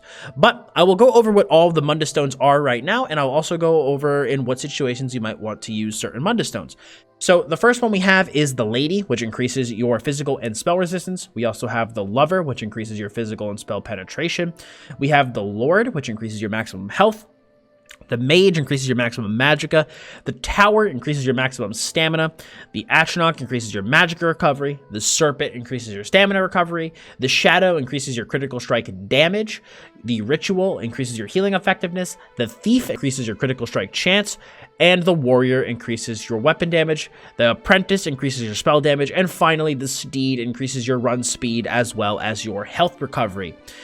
Now, in general, for PvE damage dealing as a magicka character, your best options are going to be the Shadow, the Thief, or the Apprentice. Those are going to be your three best mundus stone choices. Now, these may change based off of balances that come in the later patches, but at the time of making this video, the Shadow, the Thief, and the Apprentice are the three best. For a physical damage dealer, it is the Shadow, the Thief, and the Warrior. For a tank, you're looking at using the Atronach for more magicka recovery, because a lot of utility skills as a tank require magicka, and being able to recover more magicka is extremely important.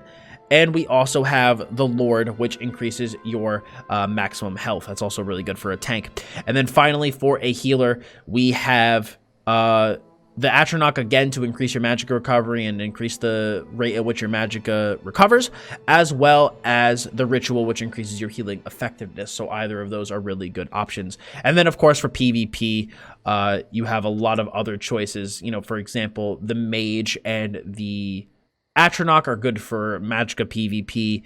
The serpent and the tower are good for stamina PvP, in addition to the ones from in addition to the warrior for magicka or for stamina DPS, and the apprentice for magicka DPS. But in terms of PvP mundus, a lot of it does come down to preference and what you enjoy. But those are the what the mundus stones do, as well as a general overview of when you're going to want to use certain ones in certain situations.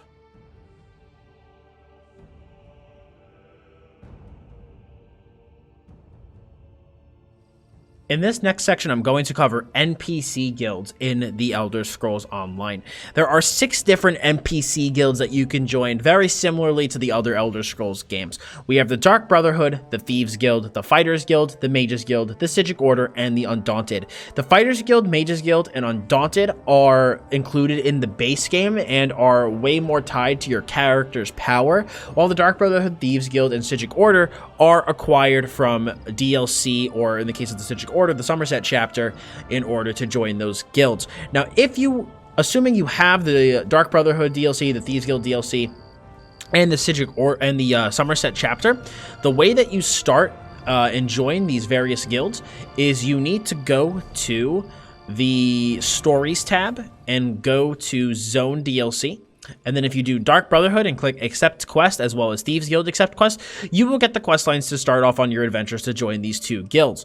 For the Somerset chapter, you need to simply start, again, the Queen's Decree. It's the starting quest for Somerset. And throughout starting the opening main quest of Somerset, you will eventually be introduced to the Psijic Order, and you will be able to acquire that skill line. And the Psijic Order is a very good skill line, and if you have Somerset, it is definitely worth investing the time into getting. But the Undaunted is crucial to every single character. The Mages Guild is important for all magicka-based characters, and the Fighters Guild is important for stamina-based characters. So I'm going to focus mostly on those 3 as they're more crucial for your character's power. So the Mages Guild, the Fighters Guild, the Undaunted are joined by going to the starting city of your faction. So if you're on the Ebonheart Pact, you'll be going to the to Davin's Watch in Stonefalls.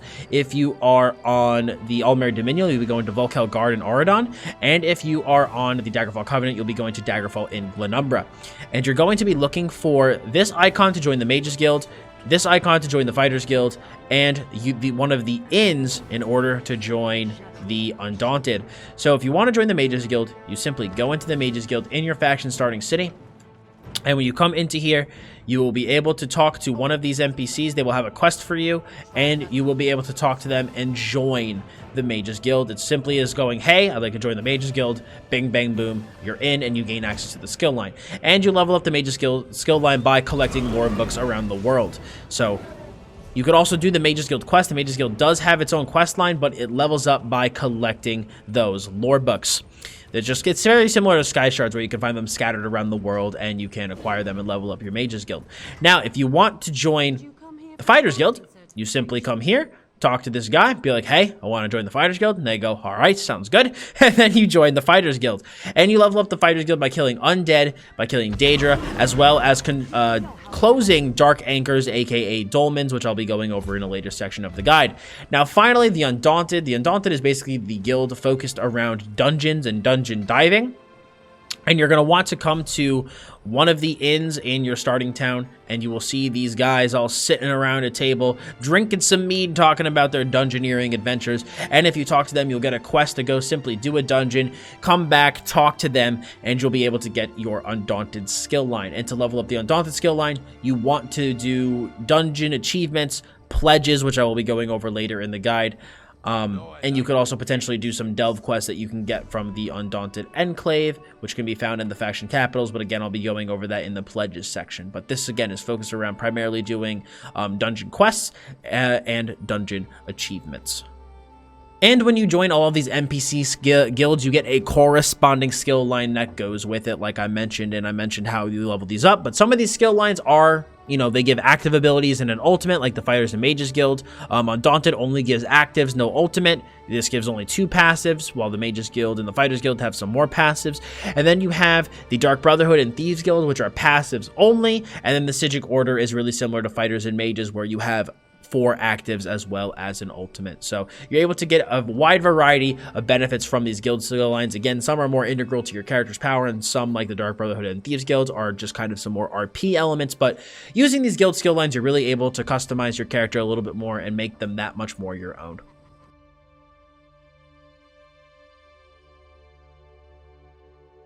The next thing that I'm going to talk about is player guilds, guild stores, and traders.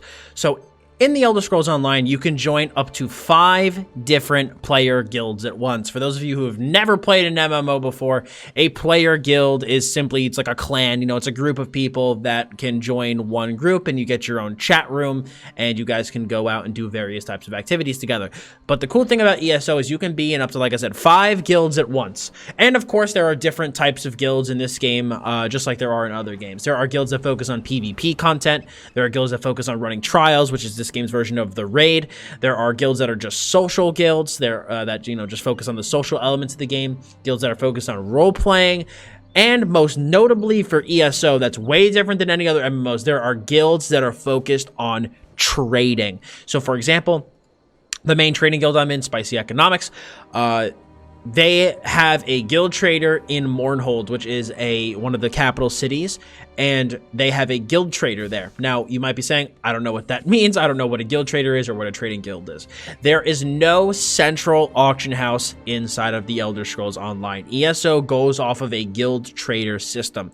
So the way it works is that all guilds have a guild store. So if you go to any bank, you can find a bank by this chest icon in any of the cities. If you go to a bank and talk to the banker, you can click guild store, and you can sell items on that guild store or buy items off of that guild store. Now, assuming you don't have a guild trader, a guild store is simply just a place where you can buy and sell items between the various members of your guild. But if you have a guild trader, the guild trader is an NPC in the world that makes that guild store public facing. So while somebody who, let's say, who's not in Spicy Economics, they can purchase from our guild trader, but they can't sell on the guild trader. Only people in the guild can sell on the trader. But when you have an NPC that's public facing, anyone can buy from the trader. But it's like, assuming that the guild didn't have a trader that wasn't public facing, you would only be able to only guild members would be able to purchase from that guild store. And the way that guild traders work is that if, let's say, you know, you are a guild master and you want to bid on a guild trader, you can simply go to a guild trader here and you can click bid on trader, and you're able to place a bid on the trader for your guild and have potentially, you know, have that guild, that NPC represent your guild in your guild store. And it's every week it evaluates who placed the highest bid, and whoever placed the highest bid takes control of this guild trader. And if you're a new player who is looking for a guild to join, I have a social guild called Dippin' Dots. We do a lot of variety of things, PvP, PvE, socialize, etc. across all platforms and regions with the exception of PS4 EU. So if you are interested in joining our guild ranks, please refer to the Discord link in the description below and join our Discord and ask for an invite there. The next thing that I'm going to cover is mount training, bag space, and banking. So as a new player, these 3 things are the primary things you should be spending your gold on. I see a lot of new players make the same mistake where they buy a ton of stuff that they don't need, but these 3 things are the primary stuff that you need to be worrying about spending your money on and leveling up while you are going through your starting adventure. So starting off with mount training. When you hit level 10, you're going to get a mount from the level up rewards, because every time you level up, you get some rewards. And one of those rewards at level 10 is a mount. And you're going to notice very quickly that when you get that mount, it's very, very slow. So you want to make sure that every day you go to a stable, which is shown as a horse head on the map, and you go and you talk to the stable master. You click view stable, and You could buy a mount if you would like to, but you get one for free from the level 10 reward, so you could just use that, or you could buy one off the crown store. And once you have a mount equipped, which you can do by going into the collectibles, going to mounts and setting one as an active mount, you will be able to see this window for riding trainer, and you have 3 riding skills: speed, stamina, and carrying capacity. So speed increases this movement speed of your mount. Stamina increases your mount, lets your mount sprint longer, and you can take more hits before you become dismounted. And carrying capacity increases your bag space. So what I recommend to do in for an order is to level up speed to maximum first. Trust me, you want to do speed first, or your mount is slow as all heck.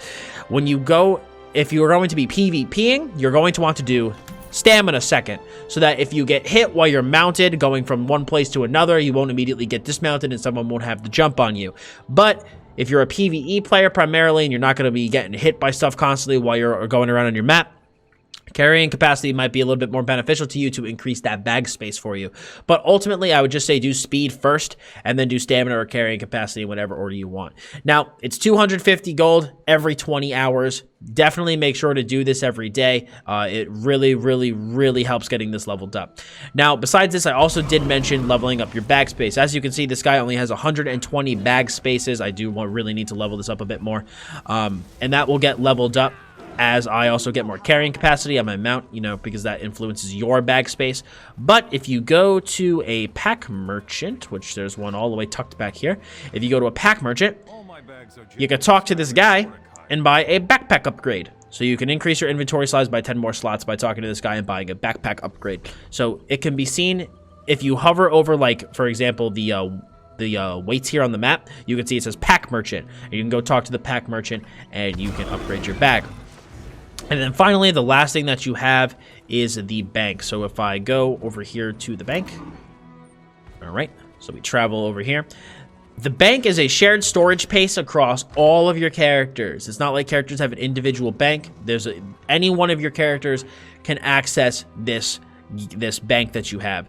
So you can simply go to the bank and you just talk to the bank, and you can deposit and withdraw items from your bank as you need.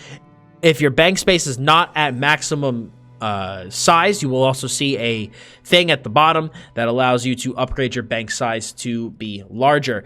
Now, bank space is not the only way to store items. You can also store items in storage inside of your player house. And that is, again, you can go to that storage on any one of your characters and access the items that you store in the trunk. I just kind of want to cover this now with the banking section, just simply because it has to deal with item storage.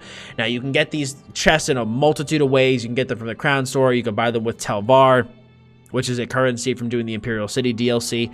You could also get them from doing Writ vouchers, which is something that you acquire from doing crafting daily quests. I'll be going over again those later in the video, but there's a multitude of ways to get these chests, and you can basically place them in any one of your player houses and you will have access to them for storage, like I said, across all of your characters. And I thought I was doing a really good job at filling the load screen time here with chatter, just trying to travel to my house, talking about a variety of things, but I'm going to probably cut it right here and fast forward to when I'm actually at my chest. But now, as you can see, I'm inside my house and I have these varied storage coffers. So we have 3 right here and 1 big boy over there. So if I go into the storage coffer, you can see there's a ton of different items in here, tons of items in here, stuff in there.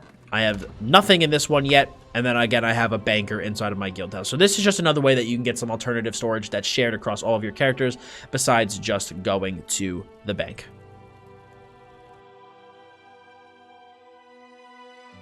The next thing that I'm going to cover is key binding. So simply by pressing escape and clicking controls, you are able to select whatever key binds you want for various actions inside of the game, up to 4 different types of binds. Now, I do recommend, if you are on PC, getting the Votan's Keybinder add-on, because for whatever reason, ESO does not have an account-wide key binding selection. So if you set up your key binds for one guy and make a second character, you will have to do it all over again. So if you simply use an add-on like Votan's Keybinder, you'll be able to keybind all of this stuff and share it across all of your characters. Now, do not forget, a lot of add-ons do require keybinds to actually be able to appear. For example, the combat metrics, which is the DPS counter that I use. The fight report will not appear unless you toggle a key that will actually make it appear. Same thing with dressing room, which is that add-on I use to switch my gear sets. It won't actually appear unless I bind a key to it. So if you have an add-on and you're like, I can't find it, I don't know where it is, be sure to check the add-on keybinds to make sure that you have a key bound to that specific add-on to make it actually appear. The next thing that I'm going to cover is the outfit station, because we all know that fashion is endgame. So the outfit station is where you're able to customize the appearance of your character, how your character looks, and what their outfit looks like. So you can find it in any major city for the most part, and I'll go show you what the icon looks like. You can find it right here. You can see at the bottom of the Daggerfall Millworks, it says outfit station. And when you go to that outfit station, you are able to use it. And you have to select your outfit to outfit 1, and then you can assign any number of what are called motifs to your gear to make them look a certain way. And motifs are acquired through a variety of ways in the Elder Scrolls Online, and they're tied very closely to your crafting profession, so I will be going over motifs a little bit more in that section. But basically, motifs are just things that you collect to make your gear look a certain way. So when you come to the outfit station, any known motifs across your entire account are now accessible at the outfit station. So you can make your helmets, shoulders, weapons, whatever you want, look a certain way. And the cool part is you're not tied to, let's say, a certain weight. So for example, right now this guy's wearing heavy armor. I can make it look like I'm wearing light armor if I want to. I can make my two-handed axe look like a two-handed sword. I can make my one-handed mace look like a dagger. Like you can customize it in that way. No, you cannot make your staff look like a sword. It needs to be of the same skill line. So for example, I can't make my one-handed weapons look like big two-handed weapons. It needs to be across the same skill line. You could also dye your weapon to make it look a different color if you would like. I highly recommend whenever you do the dye, sort by hue and not by rarity. It makes your life infinitely easier. So you're able to dye your armor to make it look a certain way. Now, like I did mention earlier, there is costume dyeing. So this is what my character's outfit looks like, but if I wanted to, I could wear a costume instead that would overwrite my character's outfit. So if I wanted to wear the Nord hero armor, I could put on the Nordic hero armor, and as you can see, it overrides my current outfit. And now if I wanted to change the colors of this as an ESO Plus member, I could go to costume and hat dyeing, and I could dye my outfit whatever color, or my costume whatever color I would like. Now do keep in mind that every single time that you change your outfit and make a change, it either costs gold or outfit change tokens, which can be purchased on the Crown Store. And just so that I can let people know what outfit I am wearing, because I know I'm going to get asked about it in the comment section of the video, I am using the Fire Drake helmet, Yokudan pauldrons, Celestial gauntlets and boots, Skin Changer legs, chest, and waist, Elambris battle axe, Elambris sword, and Skin Changer shield with the Vex Mystic blue, Cold Harbor ash black, and Soul Shriven gray dyes.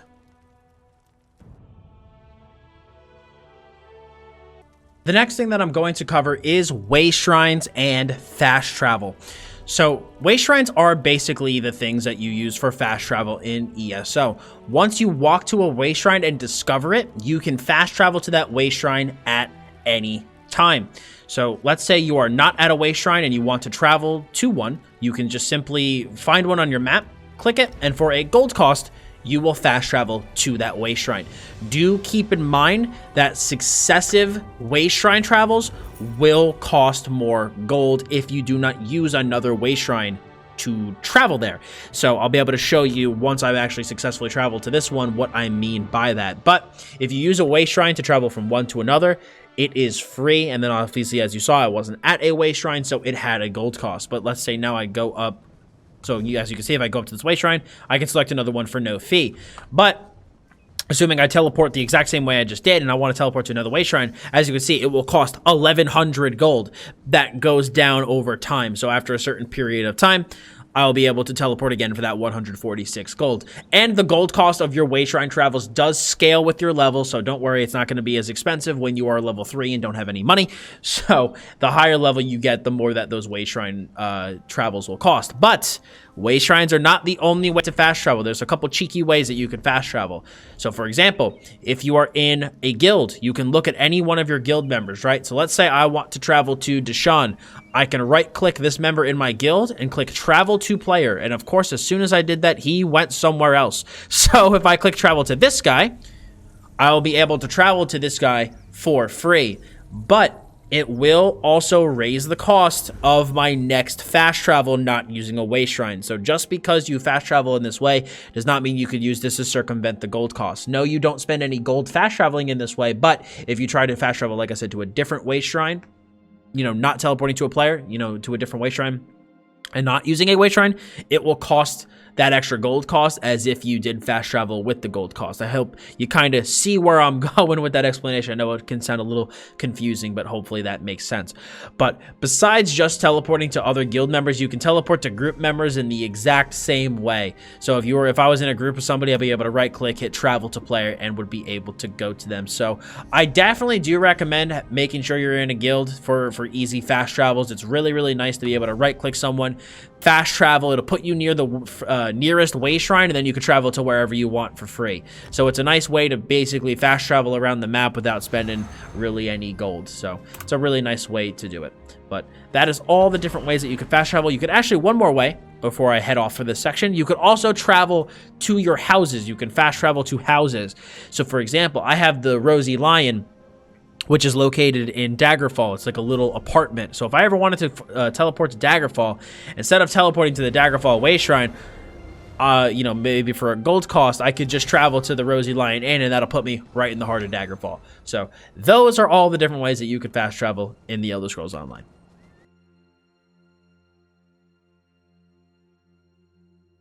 This section is going to cover maximum level, the champion point system, as well as scaling. So there is a maximum level in ESO of level 50, but level 50 and reaching level 50 is only the start of your adventures, because once you hit level 50, you jump to champion point level 10, or in terms of in-game jargon, CP10. And CP is basically, aka champion points, is your end game progression and how your character levels up past the maximum level of 50. 50 really isn't the max level, it's just like a break point to get into the end game progression. Now, you basically, when you enter the CP system, you unlock the champion point trees, and there's 3 types of trees here. We have the green trees, which primarily deal with resource sustain, the blue trees, which primarily deal with damage, and the red trees, which primarily deal with damage mitigation. And when you unlock these trees, like I said, you get 10 CP points, so you're able to place these points throughout these various trees, and you get the points for the various types. So for example, you're not going to just get all blue points or all green points, you're going to get points for all 3 different types of trees, and that's when you can spend them. Now, the maximum number of usable champion points in the game is 810, but you can earn past that, you just can't use the points. Now, I know you might be thinking that 810 sounds like a crazy high amount, there's no way you'll ever catch up, but when you first hit champion point level 10, you gain 4.8, I believe it's 4.8 million XP of enlightenment. Now, enlightenment is a mechanic where it increases the speed at which you gain experience. Think of it as kind of like rested experience if you played World of Warcraft. So you gain, for a certain number of experience, you gain it way quicker than normal experience. So you're able to get through your first, like, couple hundred champion points fairly quickly, and you also gain some refreshment on that enlightenment every day, with that I believe it's 4.8 or 4.6 million being your capped out value of enlightenment. So once it eventually banks up to that, you no longer are able to gain additional enlightenment until you consume some of it. Now, there are a couple of really, really important breakpoints for champion points, and that's champion point 160 as well as champion point 300.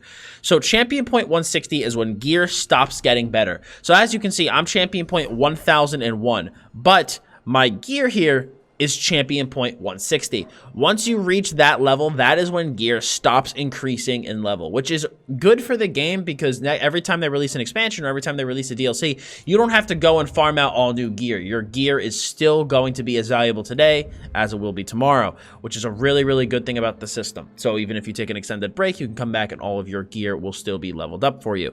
So that is an incredibly important breakpoint.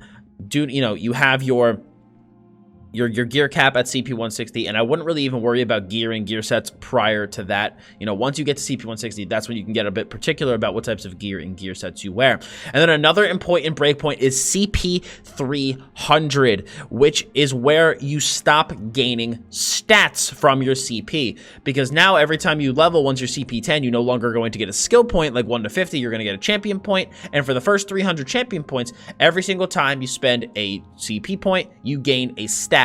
So if you spend points in the blue trees, you're going to gain some additional magic on your character. Red trees will give you some additional health, and green trees will give you some additional stamina.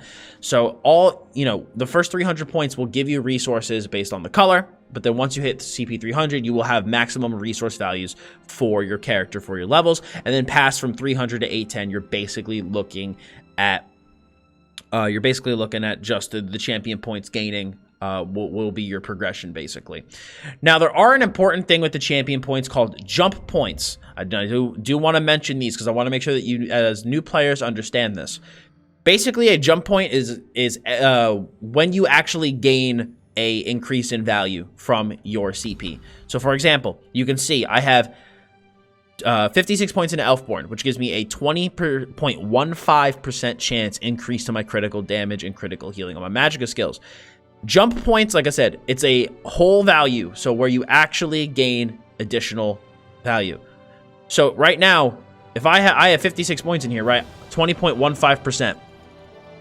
It actually is 20%. If I place another point, 20.36%, nope, still only 20% increase. 20.5%, 20.57%, still only 20% increase. 20.78%, no, still only 20% increase. It all rounds down. 20.98, nope, still only 20. Boom, 61, we moved up to 21.18%. What does that mean? 61 is a jump point. So we actually were able to put enough points in to get enough value. Now you're going to notice that at the lower values of CP for a certain star, that you get jump points very, very quickly, and that as you get higher up, you gain them way more slowly, and that is because the CP system is front loaded, so there's way more value for your first like 500 to 600 champion points than your last 300-ish. So once you get up to 500 or 600 CP, you're going to notice that you're going to hit jump points less and less frequently, and that's when the diminishing returns really begin to kick in. Also, these other stars up here, you gain these bonuses based off of how many points you have in a specific tree. So for example, in the Apprentice, I have 186 points in the Apprentice, which means that, you know, I also have Arcane Well, which unlocked at 120 points into Apprentice. So you don't have to put a point into here, but it is just a perk that you unlock as you place more points in these specific trees. Now, in addition, ESO has scaling in the game. It's not like WoW, theme park, MMO, you know, there's low-level zones and high-level zones. Everything is relevant the whole game. So even Fungal Grotto 1, that dungeon that you unlock at level 10, is still going to be relevant to you when you are maximum level. It's going to scale. It's going to scale up to the champion point levels as you level up. The whole world around you is basically scaled to CP 160, which is why that gear breakdown is so important. But just because you're CP 810 doesn't mean you're going to walk through everything. In Overlands, yes, Overland stuff will be a bit easier to you just because of the mobs are, you know, CP 160. But when you go into trials and certain veteran dungeons, their stats are way scaled up, so it's going to be a much tougher challenge to basically accommodate a group, so that is something to keep in mind. But the good thing about the scaling tech in ESO is that you're able to quest and play in whatever zone you want, you know. So let's say you're a new player and you're level 12 and you're questing in Eastmarch and you're like, I hate the Eastmarch questline, it's boring to me. You could literally just stop what you're doing, go to the Rift, and try picking up a new questline. You can go to whatever zone you want. And it's also nice because you can play with people who are different levels. So if you're level 25 and someone else is level 43 and you guys want to play together, you can absolutely do that because of the scaling inside of the game. Because a common complaint I get from people is like, Dots, I'm a low level and I'm gaining a level and my stats are going down. What's up with that? But that's the scaling stuff. As you level up, you have more skills, you have more passives, you have better gear, so you have better power. So your maximum stats are basically decreasing as you go up to make up for that. Or you could also look at it as a lower level, you're given more max stats because you don't have all of those passives, abilities, better gear, etc. So you need those other stats on your character to make up for missing those things. So don't be shocked as you level up if your stats are changing a little bit. It is just the scaling stuff, basically scaling you to the world around you. So just something to keep in mind when you go through your leveling adventures. Our next section is going to cover vampire versus werewolf versus mortal, which you should use, why you should use them, and how to get them. This is one of the biggest updates that the game has seen since Elsewhere, being that one of the huge draws to the new Greymoor chapter is the updated vampire skill line. So vampire now used to typically be a more passive experience where you would kind of get vampirism for some additional passive bonuses to your character with only a couple active skills. It was like 2 active skills and an ultimate, so it was mainly a passive skill line. But now ZeniMax has made vampirism its own experience with you getting a full skill line with 5 active skills and an ultimate as well as its own set of passives. Now you might be wondering, well, which type of people are going to want to use vampirism? Now vampirism is going to be used by anybody who wants to play as a vampire. I know that seems pretty obvious, but vampire will have some pretty severe drawbacks attached to it. Because along with being a vampire, you know, you can't just get this great skill line without having some sort of drawback. Otherwise, everybody would just be a vampire. Now, the way that vampirism works now is that you're able to feed on targets around the world, NPCs, you can feed on them and basically increase your power as you feed on these NPCs, and you could upgrade your vampire stage.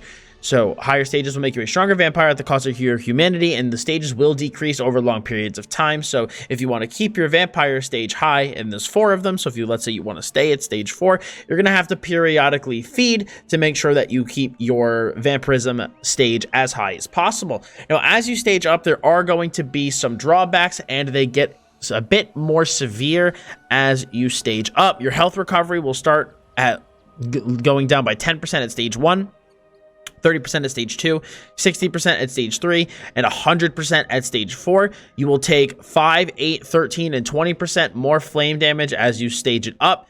Your regular abilities, aka your non-vampirism abilities, will cost more stamina and or magicka as you stage up your vampirism. So it's going to start at 3% and go all the way up to 12%.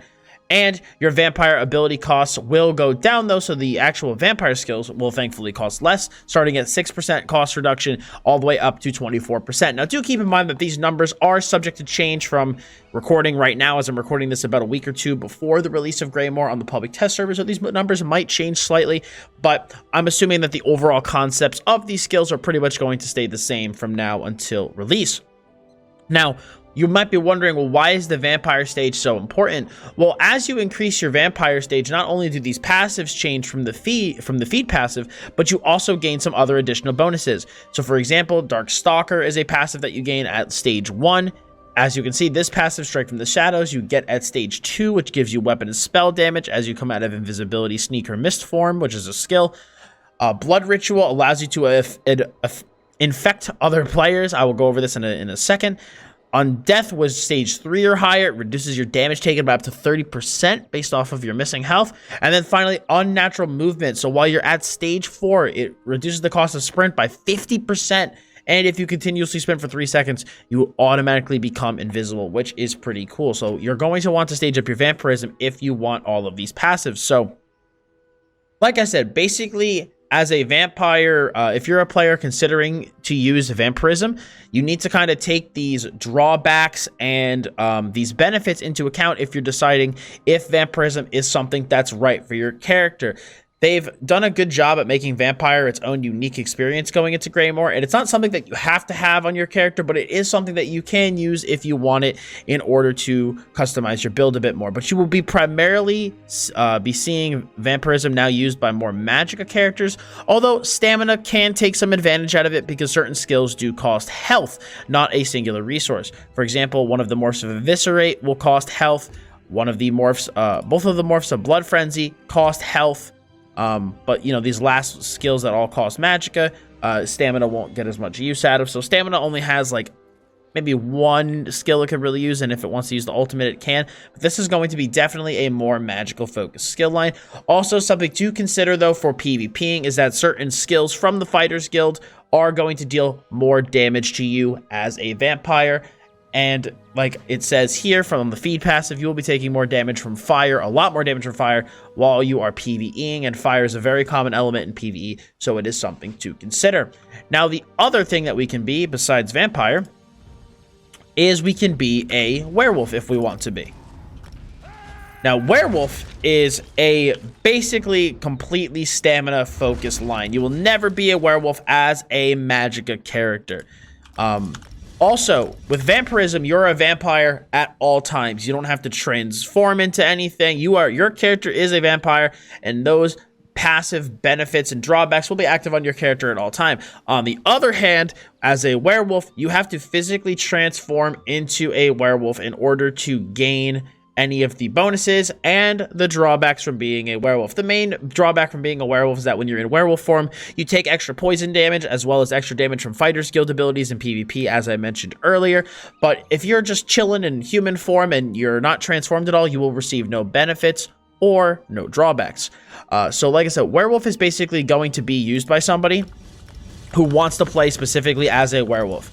As you saw when you played a vampire, you still had access to your regular skill bar. You still had access to, you could still use skills from your class, your weapons, your armor, because you're just walking around as a vampire. But as a werewolf, you need to physically transform into a werewolf in order to get these skills. As you see, you got a werewolf bar here, so you're gonna have to put these skills on that werewolf bar and physically transform into a werewolf in order to gain access to these skills. You will not be gaining access to Pounce, as you can see, outside of werewolf form. If I even try to use it, as you can see, it's grayed out. It requires that I be in werewolf form, so I need to have it on this werewolf bar in order to actually use it. So if you want to play with your regular weapons and everything, then werewolf's not going to be for you. Werewolf is for players who, like I said, want that full werewolf experience.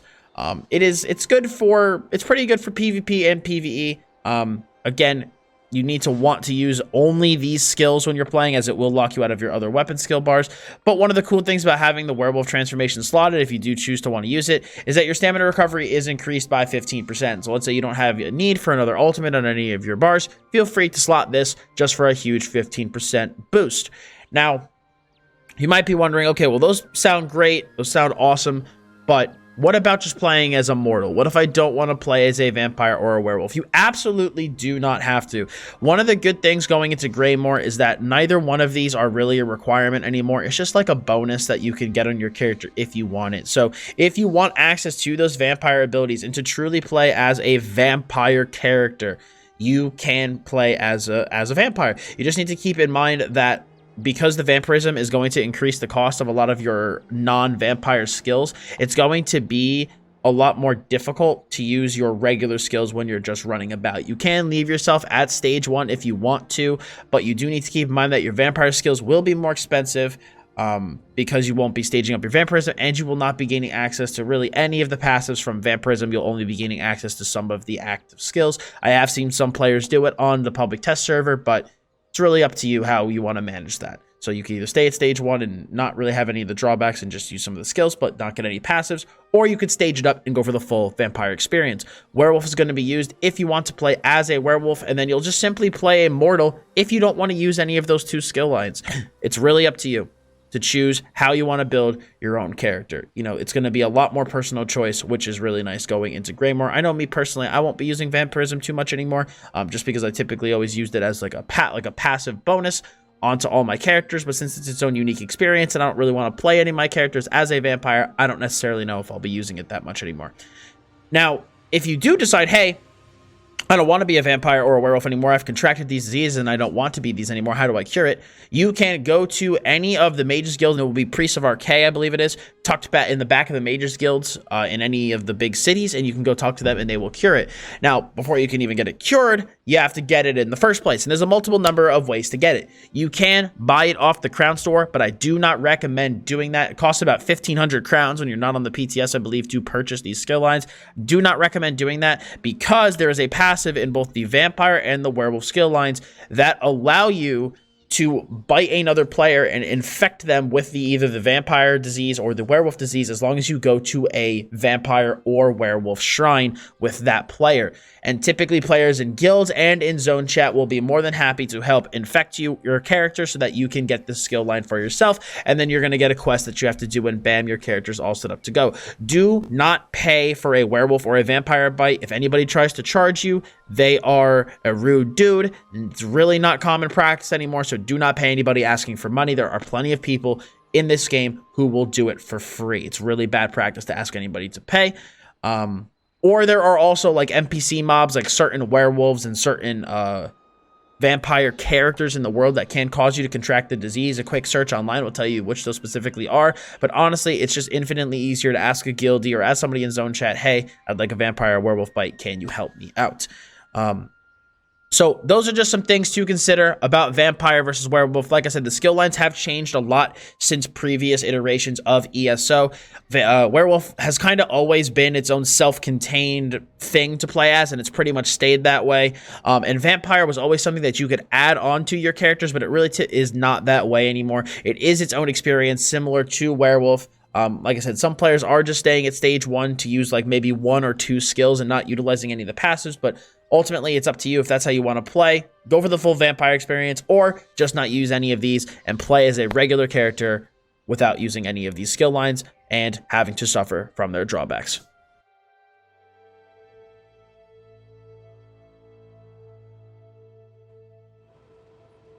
The next thing that I'm going to cover is rededication shrines, aka character respeccing. One of the biggest questions I get is, Dots, I placed a skill point where I don't want it. Is my character ruined? Do I have to delete it and start over? No. You can respec and move your points around by coming to one of these shrines inside of any of your capital cities. So I'm talking Mournhold for the Ebonheart Pact. We are talking Elden Root for the Aldmeri Dominion, as well as Wayrest for the Daggerfall Covenant. And when you go into, you can see on the map here, there's this symbol, rededication shrine. You will see these 3 shrines, and these shrines will basically allow you to redo your points. So I'm in Mournhold right now, and the specific shrine names are different based off your capital. But if I go to the Shrine to Stoon, I can make a donation, a generous donation, to redo my skills or just my skill morphs. Now, the way it used to be is if you wanted to redo your skills, it would basically wipe out all your skill points and you'd have to redo everything again. But now if you want to redo your stuff, you hit, let's say, skills, and you can pick and choose which points you want to change, how you want to move things around. And then when you can confirm, you can just pay a modest gold fee and you will be able to redo your points. Now, do keep in mind, the more skill points you are redoing, the greater the cost, which is why, you know, if you want to redo your skill points at level 7, it's not going to be 11,000 gold for you. It's the more points you have and the more points you will actually be reassigning, the greater the gold cost. Now, if I also go to, I don't want to talk to you again. If I also want to go to here, the Shrine to Kine, I could redo my attribute points if I so desired.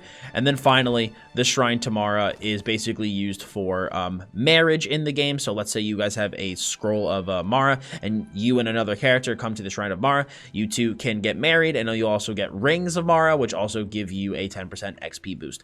But that is the rededication shrine and how you redo your points. The next thing that I'm going to cover is dungeons in the Elder Scrolls Online. So dungeons are 4-player instances that have 1 tank, 1 healer, and 2 DPS, and you unlock these at level 10. And there's a ton of different dungeons in the game. There are 2 difficulties as well, normal difficulty and veteran difficulty. So you can think of this as kind of like a normal dungeon and a heroic from World of Warcraft. So when you are a lower level, obviously you will only have access to some of these normal dungeons, and then as you begin to progress into your champion point levels, you will unlock some of these veteran dungeons to do as well. But like I said, they're just 4-player instances where you go and it's like a dungeon from any other MMORPG where you go and you fight ad packs, you fight your bosses. Finally, you have your big final boss and boom, you get some rewards from it. Now, you can also do just, like normal, you could do a random normal dungeon per day or a random veteran dungeon per day and get you a huge boost to your experience and a package of premium undaunted exploration supplies. So as you are leveling up throughout the game, I recommend doing at least your random normal dungeon every single day so that you can get that big boost to experience as well as that great batch of supplies to help your character not only level up, but get some really good loot along the way. And dungeons are also a really good way to acquire gear. So as you are leveling up your crafting professions, which I'll go over a bit later in the video, you can get tons of gear that you can deconstruct from materials, and that also will cause you to gain a ton of experience. So it's a really, really, really good way to do some leveling. Also, dungeons are incredibly fun.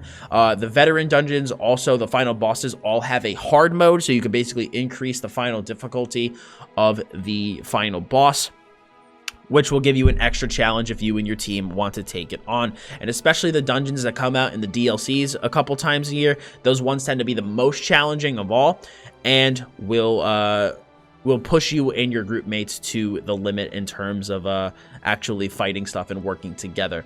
So, like I said, 4-player dungeons, 1 tank, 1 healer, 2 DPS is the traditional makeup of a group, and it's, your normal dungeon from any other game. You can also queue up for the dungeons themselves, so you can queue up for individual specific dungeons if you would like, or like I said, just toss yourself into the random queue.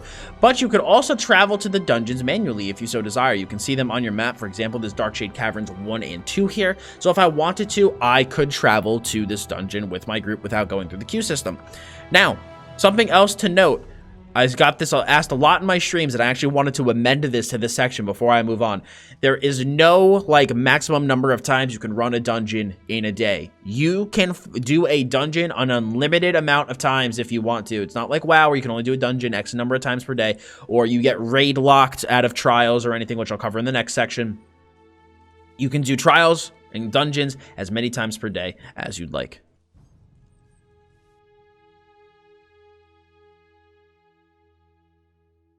The next thing that I'm going to cover is trials. So trials are the Elder Scrolls Online's version of the raid that you would see from other games.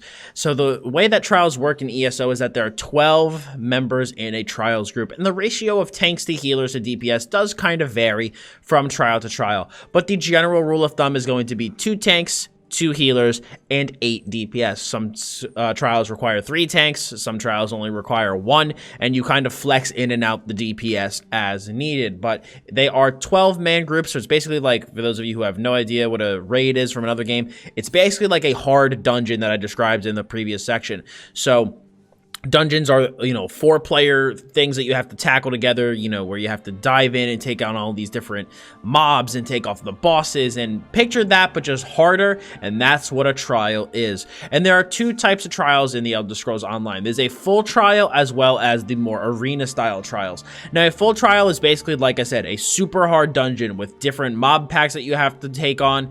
You have different bosses that you have to fight, etc. The arena trials, on the other hand, generally have no to minimal ad packs and mainly focus on the boss fights. And for those trials, you can choose to either take on each boss individually or go straight to the final area and fight all of the bosses at the same time. So obviously the higher number of bosses you choose to fight in that final fight, the harder that encounter will be.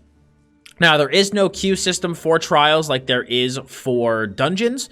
You basically just have to find a guild or a group and get together and go and do the trials.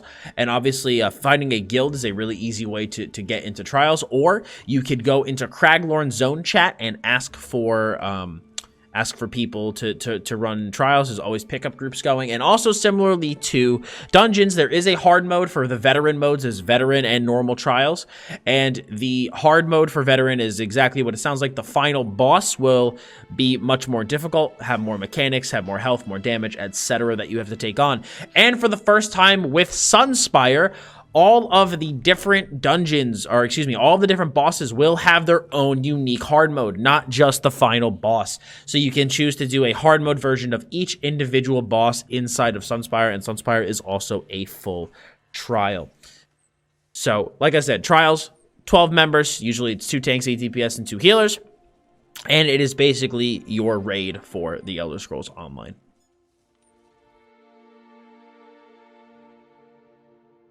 The next thing that we are going to cover is synergies. So synergies are ways that group members can interact with certain skills casted by allies. So just to show an example of that, we have the Standard of Might from the Ardent Flame line of the Dragon Knight class. And if you look at that last paragraph, it says, an ally near the Standard can activate the Shackle synergy, dealing 10k flame damage to enemies in the area and immobilizing them for 5 seconds. So basically, it's just a way that allies can interact with skills that you cast. Now, not all skills have synergies. It will denote in the tooltip whether or not it has a synergy, and basically like a prompt will come up on your ally screen that says, you know, it'll say like the default keybind that you have, and it'll say shackle, and you can click it and it will use the synergy. So I absolutely recommend using synergies when they pop up, since they just add a ton more damage to your group, as well as can also offer some defensive properties or resource sustain. The next thing that I'm going to cover is the justice system inside of the Elder Scrolls Online. So just like other Elder Scrolls games, you don't always have to be the hero and be the good guy. You can go on a large murdering spree or become a thief and steal stuff from people, and generally be a more villainous type of character. But obviously, if you do that, it will come with some consequences. So if you trespass and get caught by somebody, or if you steal something, you will accrue a gold bounty, and the item that you steal will be marked as a stolen good. Then if you get accosted by a guard, you could either choose to fight and flee, or you can just pay the bounty and lose those stolen goods. But doing other things, like obviously murdering somebody in the center of a town where everyone sees, will cause the guards to be attack on sight. Your bounty will be a tad bit higher, and you will have to basically die at that point in order to clear your bounty, or wait until the attack on sight goes away, and then you'll just be accosted like normally. Now, don't think that just because if you choose to get killed by a guard, you save the gold. If you do die with that bounty on you and you have the gold available, the gold will be taken from you automatically. And the guards are insanely hard to kill. You're not going to be soloing any guards. They are basically impossible to kill. So yeah, you need to keep that in mind. But if you get this huge bounty, or you get all these stolen goods and you want to actually do something with them, there is a place you can go to, and that is the Outlaws Refuge, which is noted by this icon on the map. So if you go to the Outlaws Refuge, there are fences in the Outlaws Refuge that you can talk to, that you can sell your stolen goods to, because just like in Skyrim and other games, your more trustworthy merchants don't want your stolen items. But if you want to sell them to a fence, you can absolutely do that to get some gold for those items. Or you could also launder the items and keep them for yourself. Also, you could come to the Outlaws Refuge and have them pay off your bounty for you if you don't want to pay it to the guards and lose all your stuff. Because if you pay off the bounty to the guards, you do lose your stuff. But if you want to be able to just, you know, keep that stuff, but, you know, not constantly be attacked, then you could talk to the fence and do it for you. So store fence. And like I said, you can choose to sell or launder. Launder lets you keep the item. Selling you basically allows you to sell it. And there is a cap, though, in the item of items that you can sell or launder per period of time. So that is something to keep in mind. But that is basically a quick overview of the justice system, as well as the Outlaws Refuge. Obviously, no one here in the Outlaws Refuge will attack you. So if you have a bounty, this is a safe place to go. There's also, in a lot of them, there's banks. There is general goods merchants. There are some guild traders as well, which I went over in an earlier section. And do keep in mind that certain necromancer skills will anger justice NPCs and cause you to be attacked on sight and accrue a bounty. But those skills have a note on them that tell you whether or not it will cause you to anger a justice NPC. The next thing that we are going to cover is housing. ESO has a really robust player housing system that, in my opinion, is very, very, very well done, and people get super into housing. There are literally people in the game whose entire end game journey is just making houses. So you can do a ton with this system. You could also use houses to basically act as a guild headquarters as well. So by allowing guild members to travel to and from your house. So it's a really, really robust system that has a lot to offer. So if you want to take a look at houses you do have, you can go to your collections, go to the housing tab and you can see houses that you've collected and houses that you have not. You can also go to these houses and preview them and see what they look like furnished and unfurnished. And speaking of that, you can buy the house either furnished or unfurnished with either gold or crowns. So obviously the ones that are furnished will be a bit more expensive than ones that are not. Most houses are available for either gold or crowns, but some are crowns only, something to keep in mind. And some also require an achievement in order to purchase them. So again, something to keep in mind. But you can get really robust with your houses. You can actually put mundus stones in your house. So if you want to, not have to travel all around the world in order to use a mundus stone, you can put a bunch in your house. You can also put target dummies in your house. So I know that if you ever want to do like a damage parse and see how much damage you're doing, you can put target dummies inside your house. You can also put crafting tables inside your house as well, for the variety of crafting professions, including specific set tables, which allow you to craft certain item sets.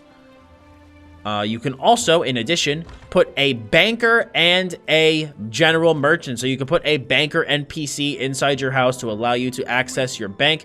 You could also put storage chests, which give you some more player storage inside your actual house, similar to Skyrim. You can also, like I said, put like an outfit station inside your house. You can put a transmutation station inside your house, which I'll be going over a little bit later in the guide. You can put the general merchant inside your house. So if you want to sell stuff to the merchant, that you have in your inventory, you can feel free to do that. So there's a lot that you can do with the housing inside of ESO. You can actually even put busts or trophy statues from certain dungeons and raids that you've beaten. You get certain crown store exclusive statues that you can put inside your house. You could also get a music box that will play certain songs from the Elder Scrolls Online's soundtrack. There's just a lot of different stuff that you can get. You can really get crazy with customizing your house. But like I said, you want to check out the if you want to also get a free apartment, you can get a free one as well. There will be something on the Crown store. It's like a free brochure that you can get. If I go to my quest log, I should still have it on this guy. It's called, I believe it's called A Friend in Need. So if you see that quest line in the Crown store, you can get a basic apartment in a city for free. But like I said, some of these more larger houses are going to have a gold cost or cost crowns. But you can get really in depth with your ESO player housing, and there's a lot of variety and customization at your fingertips.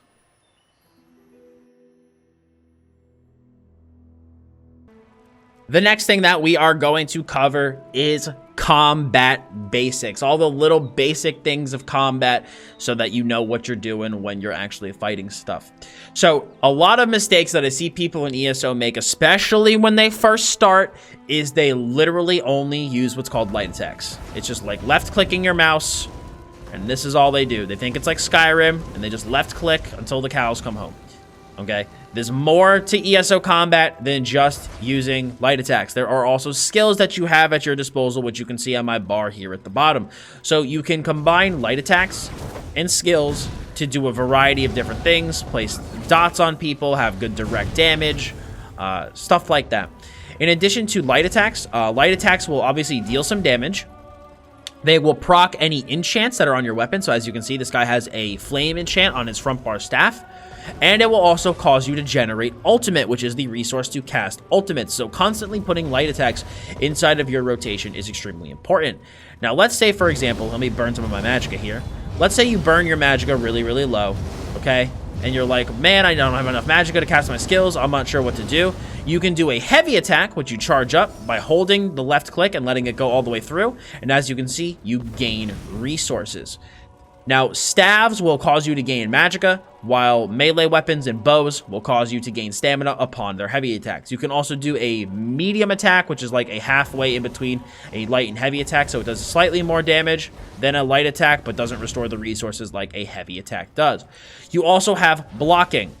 Blocking is done by holding your right click and will mitigate damage coming into you, as well as block many projectiles and CCs. So using block at key times is really important, but do keep in mind that blocking does cost stamina as well as stop your stamina regeneration. So as you can see, my stamina is regenerating a little bit here, but if I block, it stops. So you can't just sit and block forever and have your stamina continually regenerate. It will stop regenerating while you're inside a block. And obviously once you are out of stamina, you can no longer block. You can also do a dodge roll. So dodge rolling will allow you to basically do exactly what it sounds like. Dodge incoming attacks. So if someone's trying to hit you with a long-ranged attack or hit you with a hard-hitting melee attack, you can dodge roll it, and it will cause you to take no damage from it, but you will obviously have to spend some stamina in order to do that. And more concurrent dodge rolls will cost more and more. So you can't just, again, roll across the entire map. The more you dodge roll, the more the cost is increased until these little green swirlies around your feet, when they go away, then your dodge roll is back to a normal cost. So we have light attacks, heavy attacks, medium attacks, blocking, dodge rolling, and also you have jumping, so you can jump around. You also have bashing, aka interrupts. So let's say you're going against a target here and you see some kind of like lines flaring out from the center of their body. You can do what's called a bash and basically interrupt their cast. Bashing again costs stamina and will prevent them from casting the skill that they are doing. Bashing is also the exact same key for CC break. So let's say your character is stunned and you press the bash key or the interrupt key, which is known by as the keybinds. You can break free of any CCs that your character is under. And for those of you who do not know what a CC is, I will be going over that in a later section. But that is the basics of combat, and you also have your skills. So that is the basics of combat. You want to, use all of these things together in order to create a basic flow of combat. Now, we're going to get into a bit of an advanced tactic in the next session, which is called animation canceling, but I recommend that everyone learn animation canceling from their first starts inside of ESO so you can build good habits while going through your questing journey so that come endgame, you will be ready to play at the best of your abilities. The next section that I'm going to cover is animation canceling. Animation canceling is extremely important to basically squeeze out as much damage out of your character as physically possible, and it is something that I recommend that you try to practice from day one. Now, I want to dispel a common myth about animation canceling first. It is not cheating. Plenty of games have animation canceling in them, and I'm not sure why there's this huge belief that in ESO it is considered cheating. When the game was originally designed by ZOS, animation canceling was not an intended feature that they had, but when they built their engine and put it together, they noticed that animation canceling was a thing, and instead of trying to remove it, they just embraced it and realized that it basically adds a certain skill cap to their combat and allows you to, the best of players, to make and complete multiple actions with inside a global cooldown.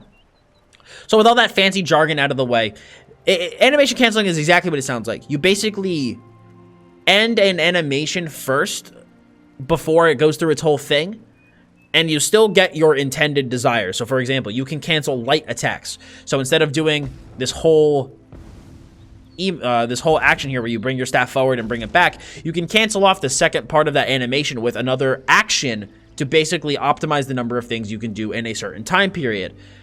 So I think it'll be better if I explain it as well. So we're going to go over some different types of animation canceling here. The first one and the most important is light attack animation canceling. It's basically where you cancel a light attack with a skill. So you would basically, at normal speed, this is what it would look like if you didn't animation cancel. Light attack, skill, light attack, skill. As you can see, it's pretty slow. But if you cancel the animation, so if you use the skill very soon after the light attack, it cuts off that whole entire back part of the animation, and look how much quicker it is. You could also do a similar thing with heavy attacks, or right before the heavy attack's about to go off, you're about to bring your staff forward, you could also click a skill as well. Now, besides light attack animation and heavy attack animation canceling, there also is weapon swap canceling, which I believe is the second most important type of animation canceling, where you can cancel a light attack or a skill with a weapon swap. So you can go skill weapon swap, skill weapon swap. But if you did that at full speed, it would look like this. Skill, weapon swap, skill, weapon swap. You see how much slower that is than if you were to cancel the animation and squeeze it inside of a cooldown? You could also combine the previous two that I mentioned. So you can do a canceled light attack with a skill and then combine that with a weapon swap. So you can do light attack, skill, weapon swap. See how quick that all happens? So that's why learning this from an early level is important. But in my opinion, these are the two most important ones. Is light attack canceling and weapon swap canceling. Those will make any player way more efficient than those who are not. But I'll go over some other ones here as well. We also have block canceling, so you could use a skill and then block, skill and then block, so it'll cancel off the second part of that animation. You also have dodge roll canceling, so you can use a skill and then dodge roll. So as you can see, instead of using a skill and then dodge rolling, you can do skill dodge. Oh, except for I'm out of stam. You can use skill dodge roll. You see how it makes it a bit quicker? And like I said, you can combine all of those various things with the light attack canceling. So you can, if you want to, do light attack skill dodge roll. You see how quickly all that happens as opposed to if you were to go light attack, skill, dodge roll, except for I'm out of stam, you know? So being able to animation cancel will just allow you to do things much quicker. So we did light attack into skills, skills into weapon swaps, skills into blocks, skills into dodge rolls. I already said weapon swap. And we also have skills into bashes. So you can do a skill into a bash. Skill into a bash. All right. So you could also use bash to cancel skills. And any single time I've mentioned that you can cancel a skill with something, you can also cancel a light attack with it. So if you want to, you could always light attack weapon swap. But generally, the most efficient way to do it is to use a light attack into a skill into another action for the animation canceling. But like I said, the most common one that you will do, as 99% of players, that what you're going to want to do is mainly focus on the light attacks into skills and the skills into the weapon swaps. If you can nail those two things down, you will be a very efficient player and much further ahead of those who are choosing to not learn how to cancel their animations.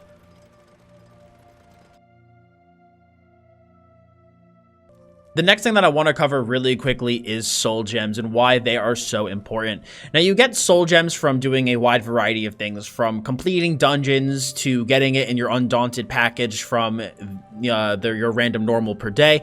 But soul gems are extremely important because they allow you to resurrect any character of any level. So if one of your friends dies near you and you have a soul gem, you can use that soul gem to revive them. Or if you die yourself out in the world, you can use your soul gem to revive yourself at your current location. If you do not have any soul gems on you, another player will have to revive you, or you will have to revive at the nearest wayshrine. Soul gems also allow you to keep your weapon enchantments, because you can enchant your weapons with enchants to make them deal more damage. It enchants it can recharge those enchants, because as you can see, there's a little bar above that fiery weapon enchant I have, and when that runs out, I will no longer have an enchantment on my weapon, or basically it won't proc. But I could use the soul gem to recharge the weapon enchantment, and it will be firing off.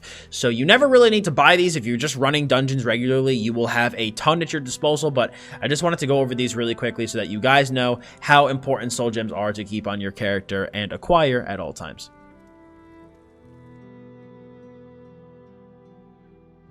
This next section is going to cover a lot of different things. We're going to be going over the basics of crafting, certification, research, set bonuses, and motifs.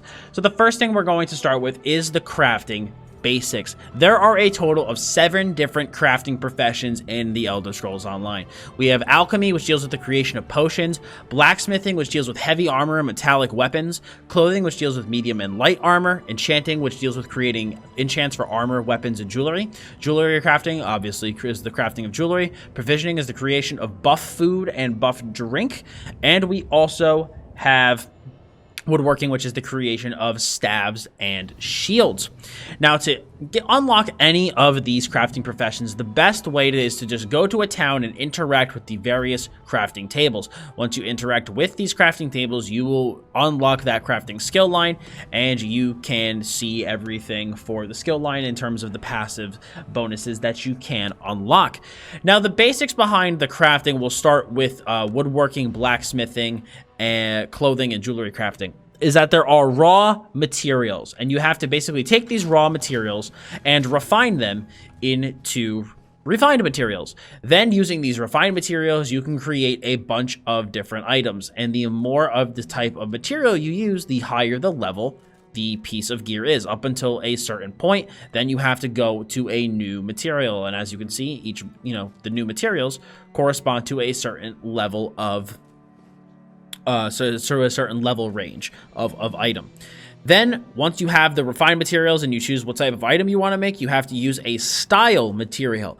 And the style material determines what the actual gear piece looks like. And that's where motifs come in.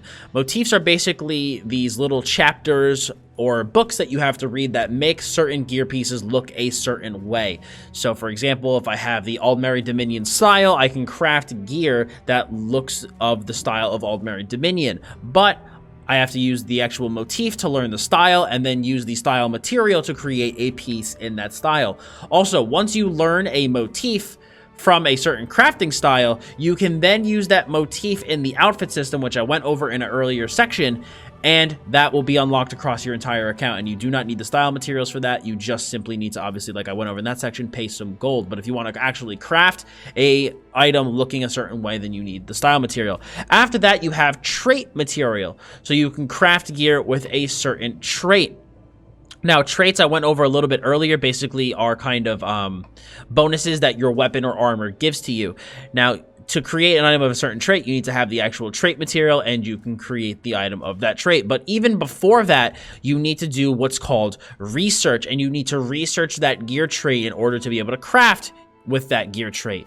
Now, to research an item, you need to basically acquire an item with the gear trait that you want to research. So let's say training, for example. If I want to create a training bow, I need to acquire a training bow and then basically bring that bow to this crafting table, go to the research tab, click on the training. It'll say researchable over here, and then I can research training for bows, but it will destroy that bow in the process. So it's really important, though, early on to save up as many different items for researching as possible, because doing research from day one is incredibly important. And the reason being is that the research timers get very, very long the more traits you have researched. So for example, the first trait might only take 6 hours, the second one might only take 12, but your final trait for a certain gear type will take up to 30 days in order to research. So it's extremely important to get this started as early as possible, as well as keep a banked to keep items banked to research, because you can research items straight from the bank. It's not like you have to have all this stuff sitting in your inventory at all times. Now, research and knowing gear traits also goes hand in hand with creating set bonuses. Now, what are set bonuses?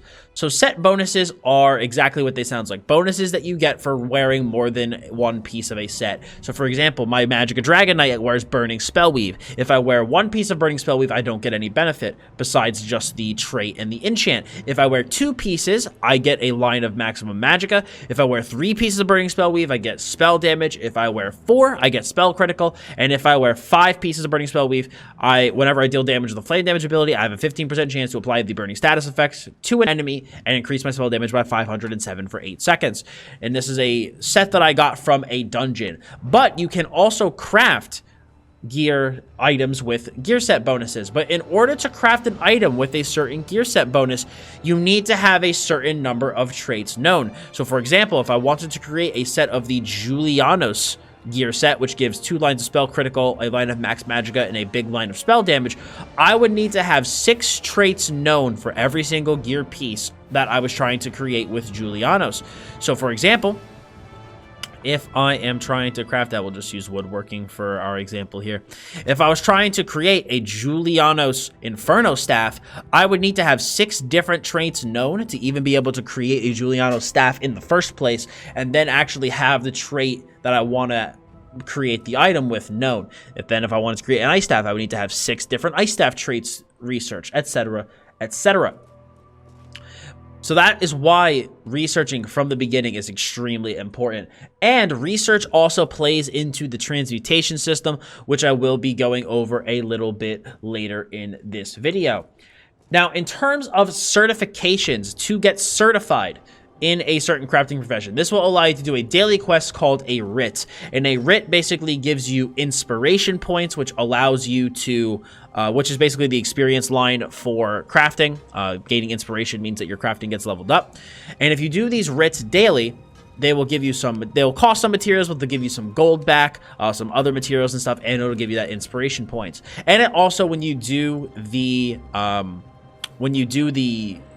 training for the certifications, you learn the basics about the different types of crafting professions. So I would recommend going to the Mages Guild and talking to Danelle Toleno in order to get the research, in order to get certified for alchemy, provisioning, and enchanting.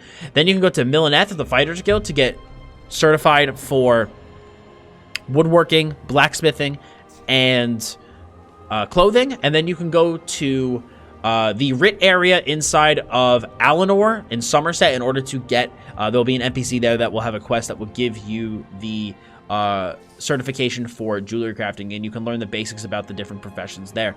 But so that, you know, I explained how woodworking, blacksmithing, and clothing work. They all work relatively similarly.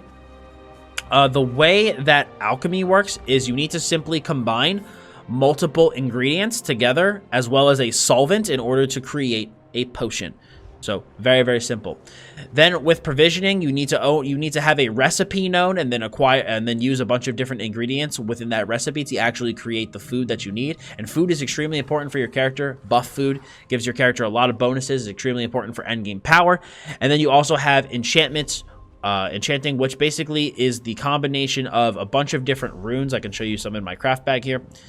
If you go and combine a bunch of different rune types, so you have the an essence rune, a potency rune, and an aspect rune. And then if you use one of each types of these, you will be able to create an enchant for your gear. And like if you want a more in-depth look at crafting, I have a complete crafting guide on my YouTube channel that I definitely recommend checking out. This video here, I'm just kind of going over a brief overview of crafting here. But I will say that the best way to level alchemy is to actually create potions. The best way to level provisioning is to create food. But for jewelry crafting, enchanting, woodworking, clothing, and blacksmithing, the best way is deconstruction. So basically, you take the items that you don't need from research and you deconstruct them. Basically, you turn them down into raw materials, and that is the most efficient way to level up these professions. So all that gear that you get from running your dungeons and your quests that you don't need, deconstruct them. Don't just vendor them. Deconstruct them in order to level up your crafting. And now a common question I always get is, Dots, do I need a separate crafting character for my main? You absolutely do not. Your main can 100% be your crafter. So basically, what you want to do is focus on getting the skill points that you need for your main build, passive skills, etc., and then you can take the rest of them and funnel them into your crafting professions if you so desire. Even if you don't want to be a crafter, though, like I said, I recommend at the very least doing the researching for jewelry crafting, woodworking, blacksmithing, and clothing because of the transmutation system, which I will be going over later in the video.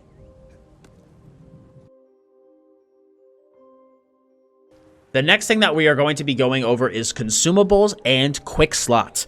So in addition to the 5 abilities and the ultimate that you have available to you at all times during combat, you also have a quick slot bar, which allows you to slot potions and other items that some can be used in combat and some can be used out of combat. For example, potions can be used while you are in combat. It basically allows you to restore some resources, get some nice buffs for your character. They're very, very, very important for your endgame power and are just a good thing to have. So you can slot these potions on your quick slot.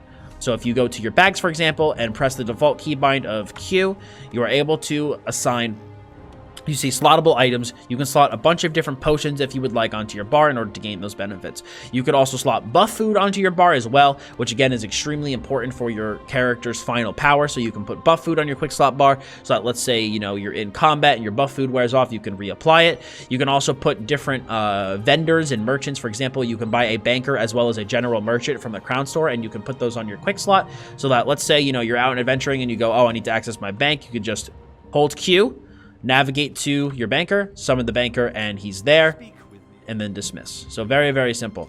You could also put siege here for when you're fighting in Cyrodiil. I will be going over PvP in a bit, but you can put siege here as well so that you can quick access the siege inside of combat. But that is a quick overview of consumables and quick slots. You have your potions that you can quick slot. You have your buff food.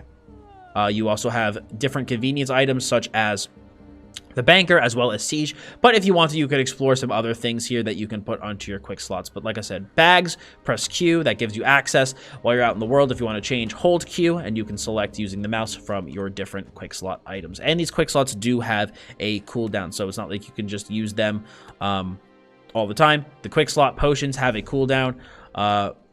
of 45 seconds, but otherwise, you know, stuff like siege, the banker, and food does not. But it is something to keep in mind when you are using potions from your quick slot menu.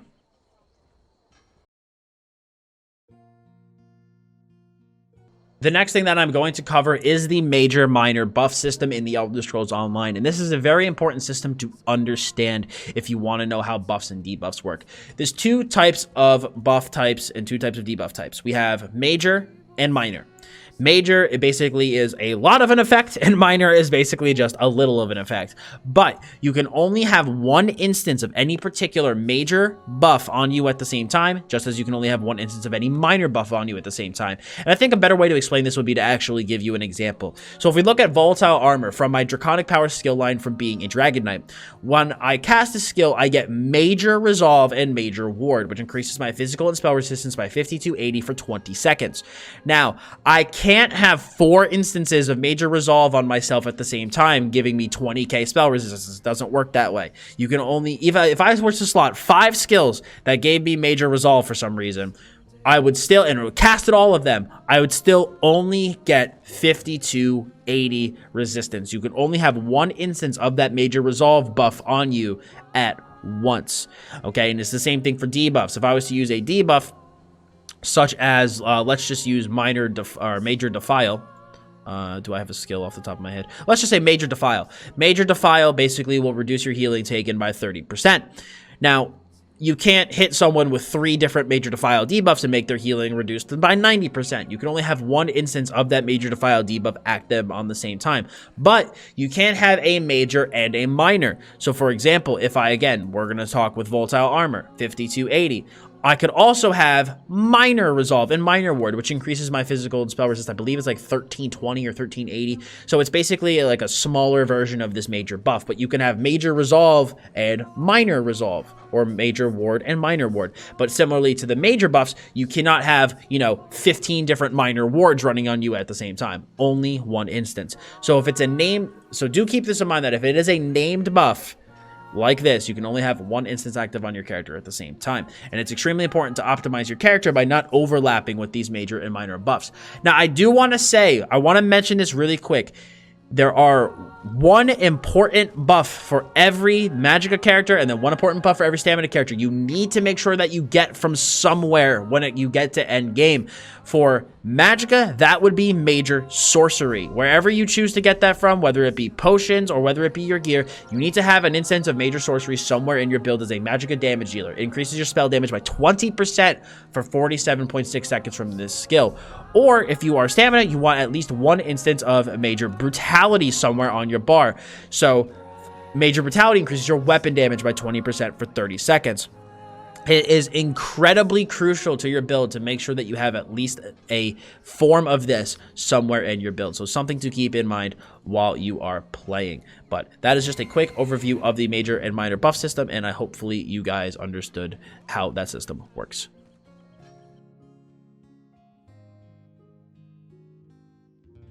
The next thing that I'm going to cover is player versus player. There are different types of PvP in the Elder Scrolls Online. You have your world PvP in Cyrodiil, your 4v4v4 battlegrounds PvP, which is instanced, and then you also have dueling, which is one-on-one PvP, where you can walk up to somebody out in the world, challenge them to a duel, and then you guys fight. So when you are in PvP, you have a buff active on your character called Battle Spirit, which does have the effectiveness of shields, has the effectiveness of heals, and also gives you some additional health. So do keep in mind that when you do see a lot of PvP builds out there, that Battle Spirit buff is generally taken into account when you are looking at their stats, specifically the health. Now, to get into a little bit of an explanation of PvP, Cyrodiil was the main PvP added in the game back when it was first created. And it's basically where the Daggerfall Covenant, Ebonheart Pact, and the Aldmeri Dominion fight for control over Cyrodiil. So this is your big capturing keeps, capturing outposts, taking resources, going across bridges type of battle. Now, I'm not going to go too deep into Cyrodiil and what it entails. I'm just going to go over some surface level stuff today. If you guys want a good introduction to Cyrodiil, I actually recommend when you go into Cyrodiil, there's going to be a quest giver right when you first enter Cyrodiil that gives you a basic explanation to Cyrodiil and how to move around the map and how to get siege and everything. So I highly recommend you do that quest quest line, you do get a skill as well, a skill point as well, and you do gain some AP, which is alliance points, which is the currency that you earn when you PvP. And so I'd recommend doing that quest to understand the basics. But like I said, AP is what you earn when you PvP, so you earn these alliance points. You can use these to buy a bunch of different things, motifs, gear pieces, crafting materials, etc. And the big thing that people like to know about when you PvP is Emperor. How do I become the Emperor? So if you want to become the Emperor of Cyrodiil, to be the leader of Cyrodiil for your faction needs to hold and take all 6 keeps around the Imperial City, and you need to be the person on your faction for that campaign with the most alliance points. Now you might be wondering, well, Dots Gaming, what is a campaign? A campaign is basically a fancy word for an instance of Cyrodiil. Not everybody that's in Cyrodiil is everyone in the game. They have multiple instances of Cyrodiil to help, you know, not make the maps just like overcrowded and overflowing with people. Now, the way it works nowadays is that you have a home campaign, and that campaign is the campaign where your actions earn you spots on the leaderboards, and you can also help your alliance towards victory by earning points, you know, capturing keeps, capturing castles, outposts, things like that, and you earn rewards towards your faction for that campaign. At the end of the duration, whether or not it's 30 days or 7, you are able, the winning faction, you know, they win the campaign duration, hooray, and the members of that faction who participated and got a certain number of points will get rewards for participating in that campaign. Then the scores reset and you start all over. Also, every time you earn a certain number of alliance points, you are also able to get rewards of the worthy, which are basically little reward caches that you can earn that contain a bunch of gear as well as transmutation stones on the first one per day. I will go over transmutation in the next section. And then every single time you get a certain number of AP, you also can up your reward tier, which basically gives you even better rewards when the campaign ends. You also have your alliance rank, which shows how much you participate in Cyrodiil. It's based off of alliance points earned. Gain rank by participating in activities for your alliance in Cyrodiil. And also now with Elsewhere, your home campaign is now faction locked. Your 30-day campaigns are now faction locked. So if you're participating in this name will be different. In a new campaign, when you set it as your home campaign, it will warn you that you're locking your faction to that campaign, which means that if you're entering the new 30-day standard campaign as an Ebonheart Pact member, you will only be able to play Ebonheart Pact members or characters in that campaign for the campaign duration. You can pay AP to change it, or you can change it at the end of a campaign duration, but you are locked for your alliance. These 7-day campaigns, on the other hand, are not alliance locked, and you can enter those as well with any faction that you'd like. And then there's also going to be Imperial City campaigns, and that is the PvP that at the current moment is in the center of Cyrodiil. And that is basically kind of like open world PvP similar to Cyrodiil, but it's kind of more like close quarters, like urban type fighting. And there's PvE mobs in there as well, and you can earn Telvar stones in addition to just AP. So, and that currency can be used to buy a whole bunch of different things. So it's just a different type of PvP within Cyrodiil that you can participate if you'd like, but it's going to have its own separate campaign that you can enter. So, like I said, at the end of that campaign duration is when these scores reset and rewards are handed out. And so that happens every 30 days for the 30-day campaign. Now, the standard campaigns have champion points enabled, and then the non-champ campaigns have no champion points enabled, and then the below 50 campaigns are obviously for people who are below level 50. So that's just a quick overview of Cyrodiil. Like I said, I highly recommend that you do the intro quest to Cyrodiil, and I also have a PvP basics guide that dives a little bit more in depth that you're more than welcome to check out on my YouTube channel. But besides that, we also have Battlegrounds, which can be found by going to the group pane. Going to Battlegrounds. If you do your first daily Battleground per day, you're able to get premium Battleground supplies as well as a huge boost to experience, similar to how you do it with the Dungeon Finder. And there are two different brackets, basically. There's one level 10 to 49, and then level CP 10 up. So as long, you know, I'd recommend though that if you're in between CP 10 and CP 160, I would recommend waiting until you get to CP 160 so that you can get a full set of gear. Otherwise, you will be queuing against people who are fully decked out in gear, and you will not be. So I recommend waiting until you get to gear cap once you pass level 50. But you can do your daily BG to get, like I said, premium Battleground supplies, so like gear and other stuff, as well as a boost to experience. And then you can also queue for specific battlegrounds if you'd like. So you can queue for just deathmatch. You can queue for capture the relic, which is basically your capture the flag. You also have chaos ball, which is basically one person grabs a ball, and as long as you hold the ball, your team earns points. So everybody wants to kill the ball carrier and pick up the ball. And then you also have domination, which is your stereotypical hold the flag. And then crazy king, which is domination, except for the flags continually move around.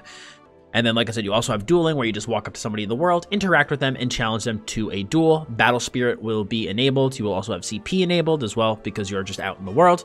And then you guys can duel, and once someone kills the other person, the duel is over. But that is just a quick overview of PvP in the Elder Scrolls Online. Like I said, there's Cyrodiil, the Imperial City, dueling, as well as battlegrounds. And if you do want a more in-depth version and an in-depth look at all these different types of PvP, like I said, I would check out my PvP basics guide. I did just want to kind of go over a surface level of all the different types of PvP here today, so that you guys could have an understanding and a rough idea of what you can expect for the Elder Scrolls Online PvP.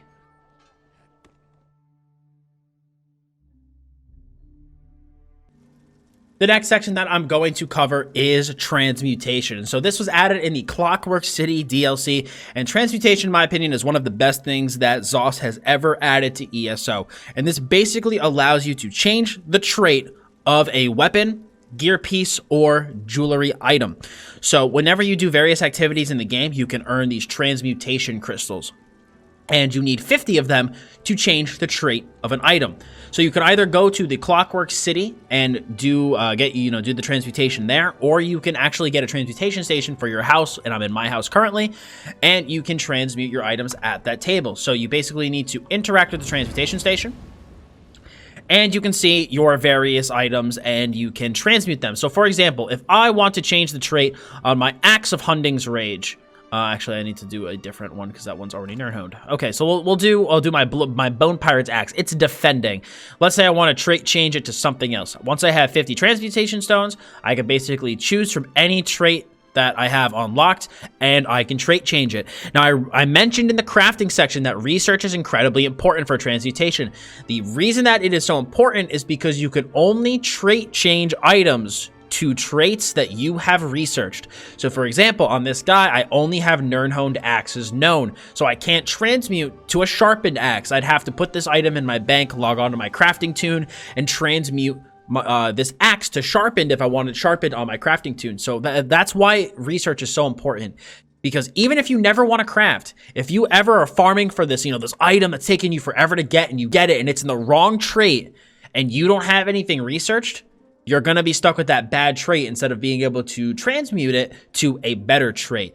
So make sure that you do all your research so that you have all of your different traits known. And like I said, once you collect 50 stones, up to a maximum cap of 200 if you have ESO plus, 100 if you do not, you can then change the trait of your item, and it will be shown by this icon if it is transmuted. So you can't transmute an item and then research it on another character. Once you transmute it, it's bound to you, and the item is cannot be used for anything else like transmutation, like research. But this system is really, really good, makes farming items a lot easier, and I definitely recommend always keeping a reservoir of transmutation stones for whenever you want to make a new set of gear.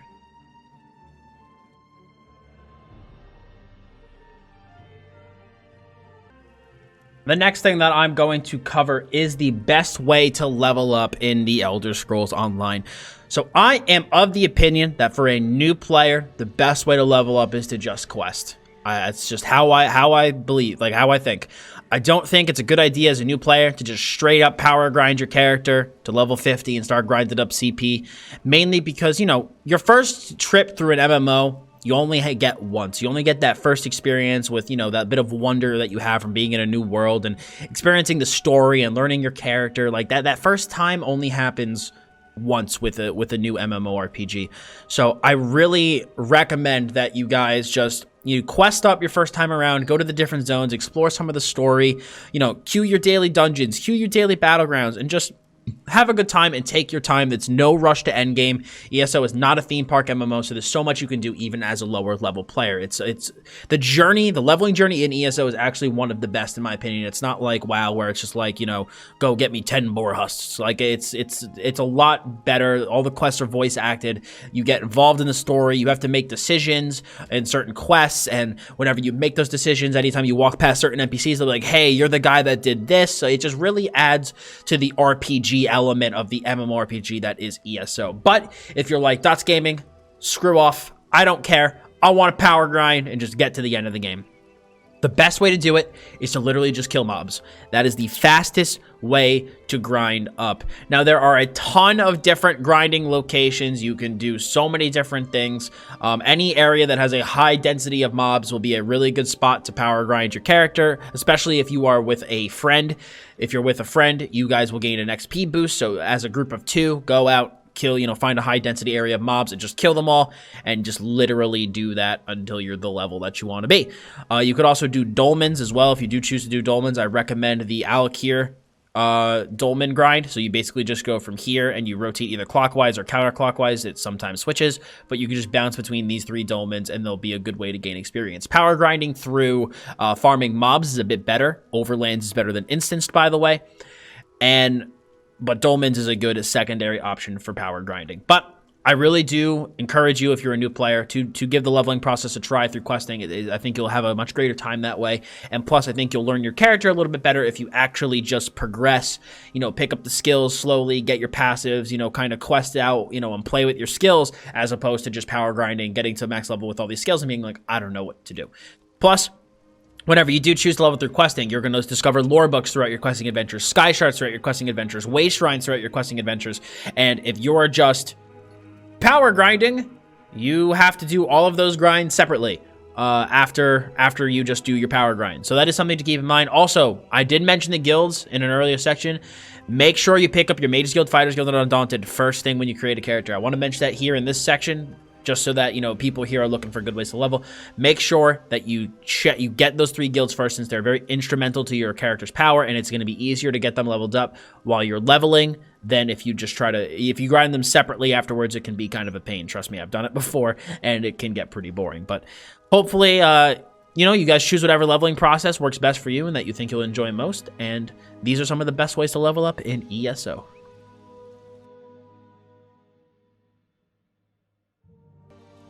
The next thing that I'm going to cover is the best way to make gold in ESO. There are so many different ways to make money in this game. There are tons of different ways, and I'm not gonna say like there's one necessarily best way, or there's one this, one that. Like, there's so many different ways in this game that you can make gold. But the one thing I do want to highlight is doing writs that I did mention, those daily crafting quests that I mentioned in the crafting section. Doing writs is incredibly important, especially once you're a max level crafter, because you can get a ton of different materials from doing writs that you can sell for a good profit. You could also get these things called master writs that are really, really heavily desired by end game crafters, and you can sell those for a pretty penny. So doing your writs every day is extremely important for gold generation. You could also do item flipping. I have a guide on my YouTube channel about item flipping. It's no surprise that in an MMO that there's a very good way of making money. And in ESO, there's tons of add-ons that make it easier as well. So you can go check out that guide if you want to learn how to flip items. You could also just farm raw materials. I have a couple different farming routes as well on my YouTube channel and website that you could check out. And then, you know, you can get, you know, sell motifs that you loot from various places that you get from dungeons. You can turn your AP into various motifs or gear pieces as well and sell those. There is an infinite amount of ways to make money, but especially while you're leveling, I just recommend, you know, selling ornate items, which are items that can be vendored for a higher amount. And while you're deconstructing items, and you're getting all of these nice crafting materials, stuff that you feel that you don't need, feel free to just sell it on a guild trader, and you can make some good money throughout your leveling process. But making gold in ESO, it's a wide range of things to do. So just find your favorite method, pick it, and go run with it. But these are some of my favorites personally, the ones that I mentioned here. You could also farm Telvar inside of Imperial City if you are at the end of the game in PvPing. So if you want to see a Telvar farming guide, you can check out my YouTube channel as well. So I just recommend you check out the guides on my YouTube channel, and, you know, listen to some of the other stuff I recommended in this section, and you'll be sitting on a nice pile of gold in no time.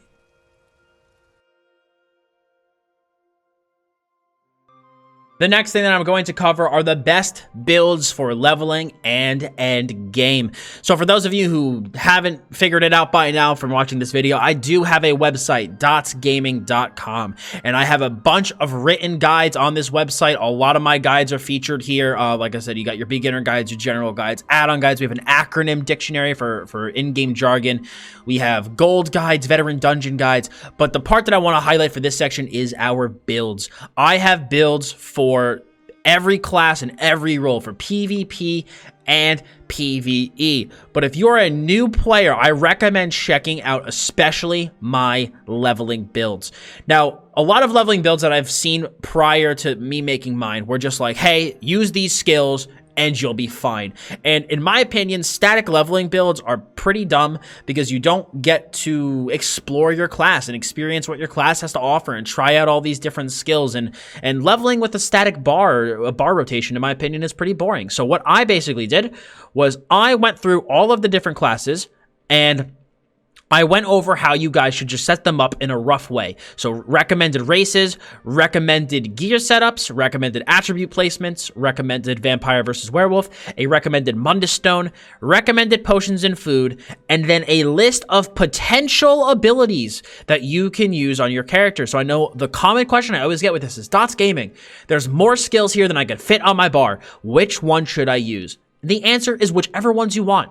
Pick from this list and put the skills on your bars that you think are the most fun and that you will enjoy the most. That I want you guys to explore what your class has to offer in terms of skills. And instead of me just telling you, use this, it's the best, if you go and pick from this list of skills, you're going to learn why maybe certain skills are stronger than others and why I recommend maybe taking this over something else. And, you know, maybe you're like, okay, I actually like this bar layout instead of this bar layout. So I recommend that when you're leveling up to check out my leveling builds. I have one for every single class, every role, magic and DPS, stamina DPS, tank, and healer.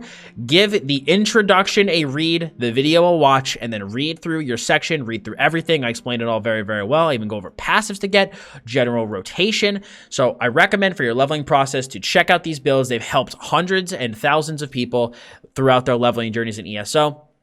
So I definitely recommend checking them out. And then once you hit champion point 160, you can come and choose one of a build that you want, either PvP or PvE. Yes, you can have two builds on one character.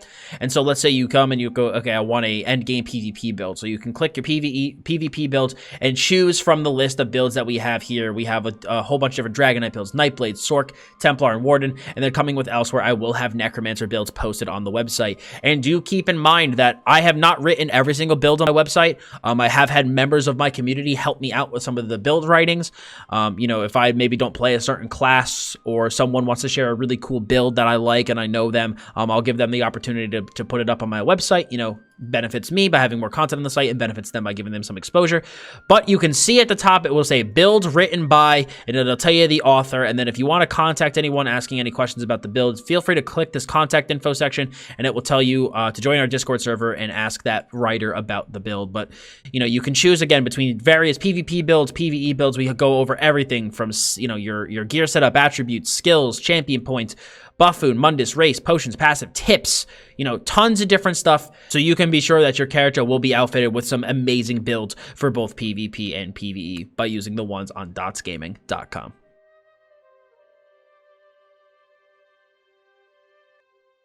The next thing that I'm going to cover really quick are weekly vendors. So you have two different vendors that appear every single week from Friday to Sunday that offer different things.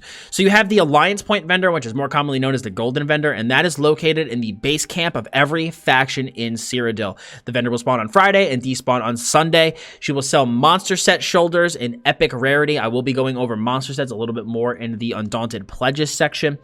And they have the trait options of impenetrable or infused, and she will also sell legendary overlands and dungeon jewelry with the trait either being arcane, healthy, or robust, and the items that she sells will vary from week to week. The luxury furniture vendor will also sell nice furnishing items that again will vary week to week for your in-game house, and they will also, like I said, spawn Friday and despawn on Sunday, with his goods again changing every week, and he will be located in Cicero's Food and General Goods Shop inside of the Hollow City of Cold Harbor. So be sure to check out these vendors weekly.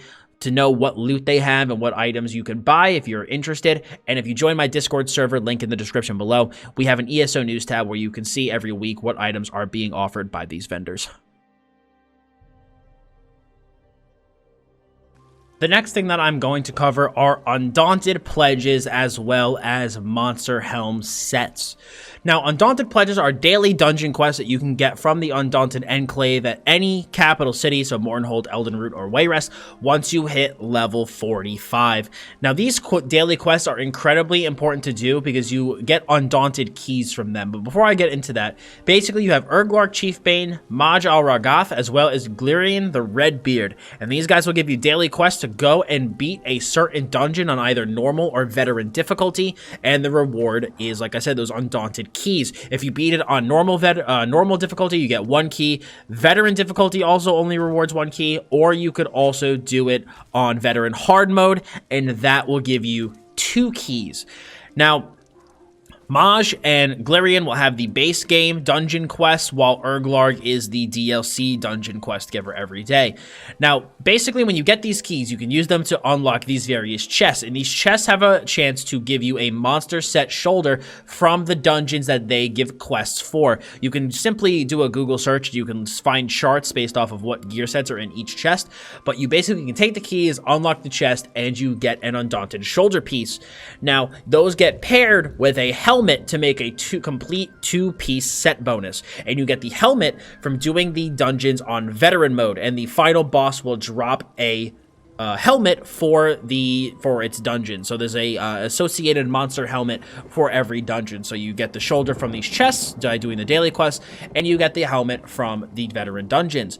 But I would recommend for new players, save your undaunted keys until your CP 160. I went over in the CP system section that champion point level 160 is gear cap, and it's important to start doing these pledges every day from level 45 to CP 160. Save up all of those keys, and then once you hit gear cap, unlock all of these various chests, and you will be able to have a ton of endgame monster helm shoulders at your disposal that you can then you can then go out and search and get the monster helms for the associated sets that you want to keep for your character.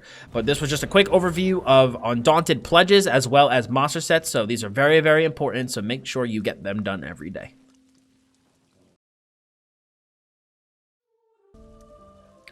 The next section is going to cover the arenas inside of Elder Scrolls Online: Maelstrom Arena, Dragonstar Arena, and Blackrose Prison. So the Maelstrom Arena is acquired through getting the Orsinium DLC, and the Blackrose Prison Arena is gotten from the Murkmire DLC, and Dragonstar Arena is part of the base game.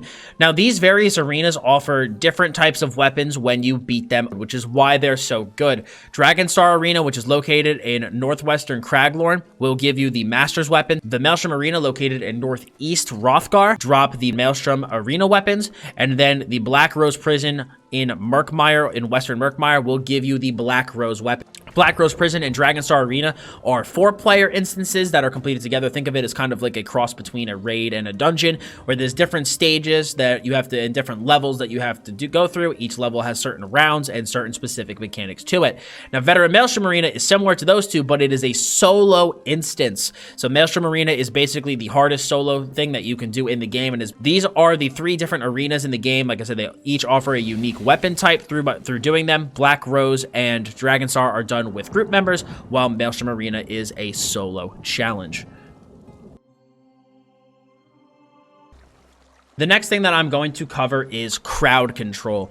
There are 2 different types of crowd control in the game: hard CC and soft CC.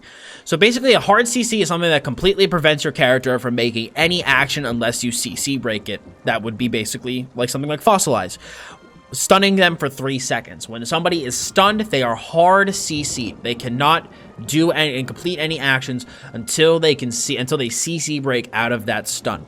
You also then have soft CC, which is something that basically controls your character a bit, but you're still able to complete actions. So if you're rooted, for example, that is a soft CC. You can still play your character, but your character's movement is restricted until you dodge roll out of that route. And then you also have something like a snare, which slows your character's movement, but you can still, do actions and complete actions. And there are different immunities for these. There is a hard CC immunity, so once you CC break, you're immune to hard CCs for a short time, and once you get out of a route, you're immune to soft CCs for a short time. This was introduced in the Elsewhere chapter, actually.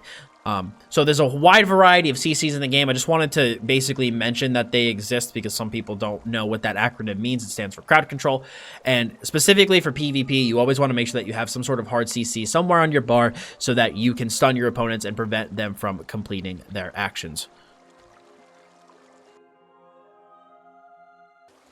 The next thing that I'm going to cover are dolmens, geysers, and dragon attacks. These are basically kind of like world events that occur when you are exploring a zone. So a dolmen is basically kind of associated with the main original quest line of Tamriel, where you have to defeat Molag Bal, where he basically summon, he has followers, basically have dark anchors summon and root themselves in from the sky, and they basically summon a bunch of Daedra. Now you and your allies have to kill all those Daedra going through various waves, and the more people that are there, the harder that the bosses are, and you guys basically just work through and kill the various Daedra that are there, and when you're done, you get a reward for a chest reward that gives you some like jewelry or some set gear reward for beating the dolmen.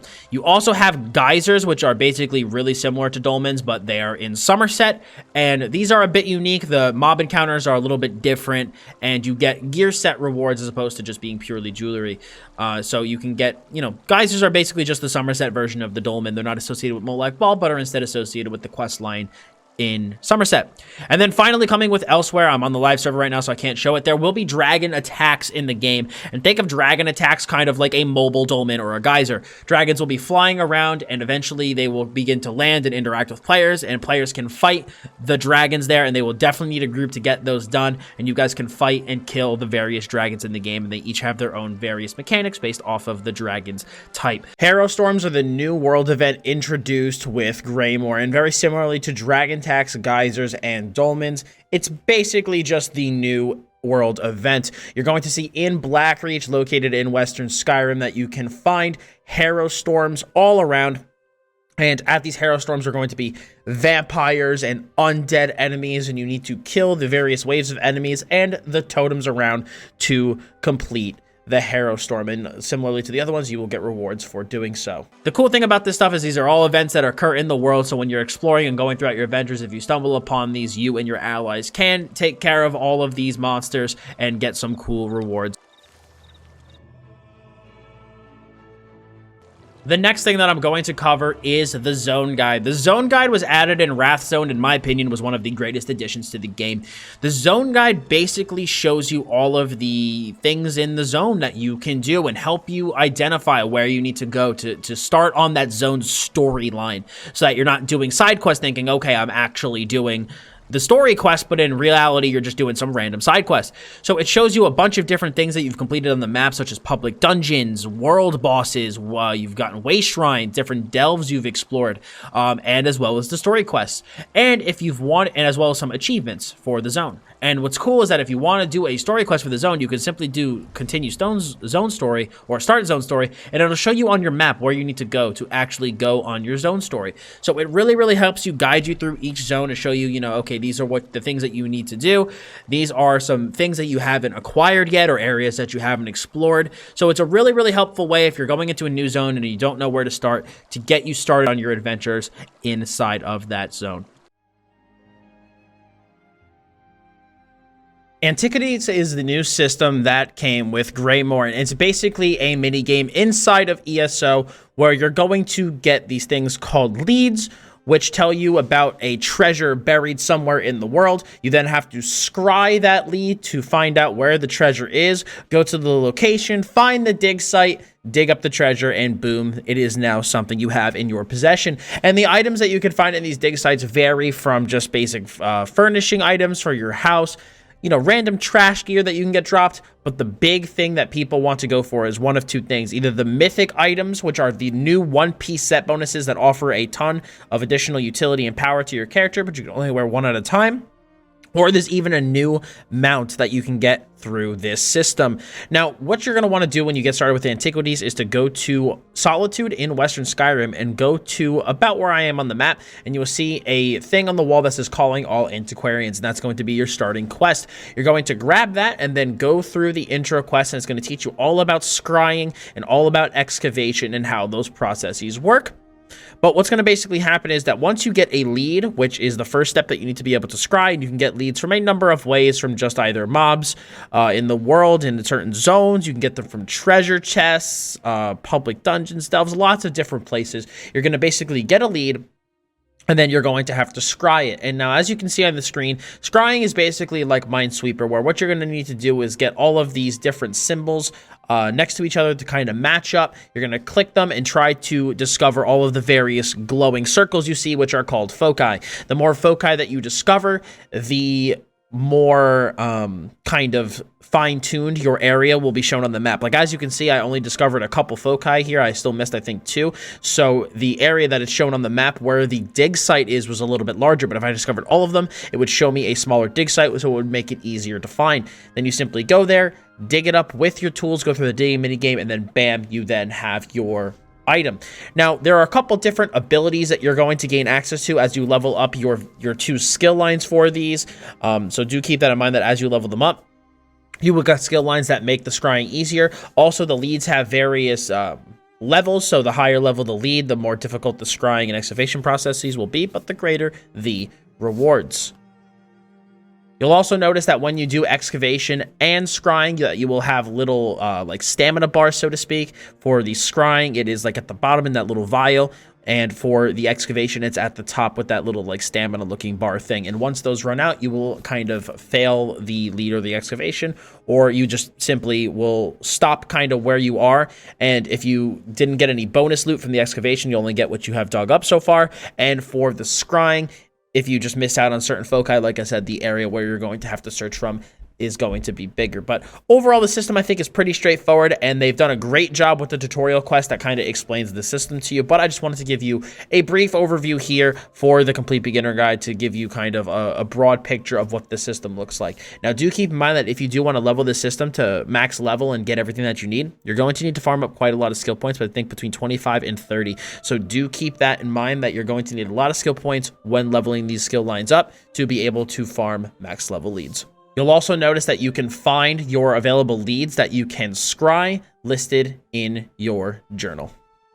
All right, guys, so that is it for my 2020 version of the Elder Scrolls Online Complete Beginner Guide, updated for Greymoor. I love making this video every year with all of the new players that come in during the chapter. ESO is a really fun MMO. It's one of my favorite games, but it doesn't do the greatest of job of introducing new players into all of the various systems into the game.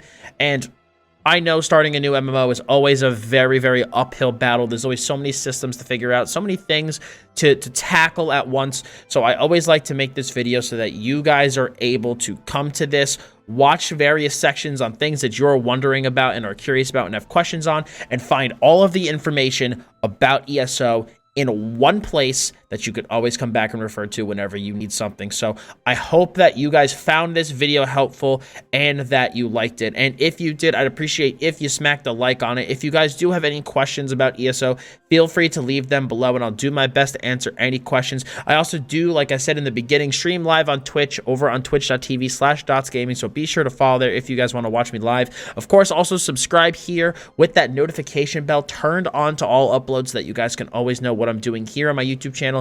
And if you want builds for your ESO characters as well as written versions of a lot of my guides, you can check out my website dotsgaming.com. And if you like this video and like to contribute to the channel in some way, I have the join button for my YouTube channel down below that you can get some great perks. I also do have a Patreon, which you can find in the description below as well, if you would like to kind of give back to the channel a little bit for as little as $1 a month for what I do here on YouTube. But guys, thank you very much for watching the video. I appreciate it a lot. Enjoy your adventures in ESO. Best of luck out there in Tamriel. And as always, guys, I'm Dots Gaming. I'll see you all in the next video.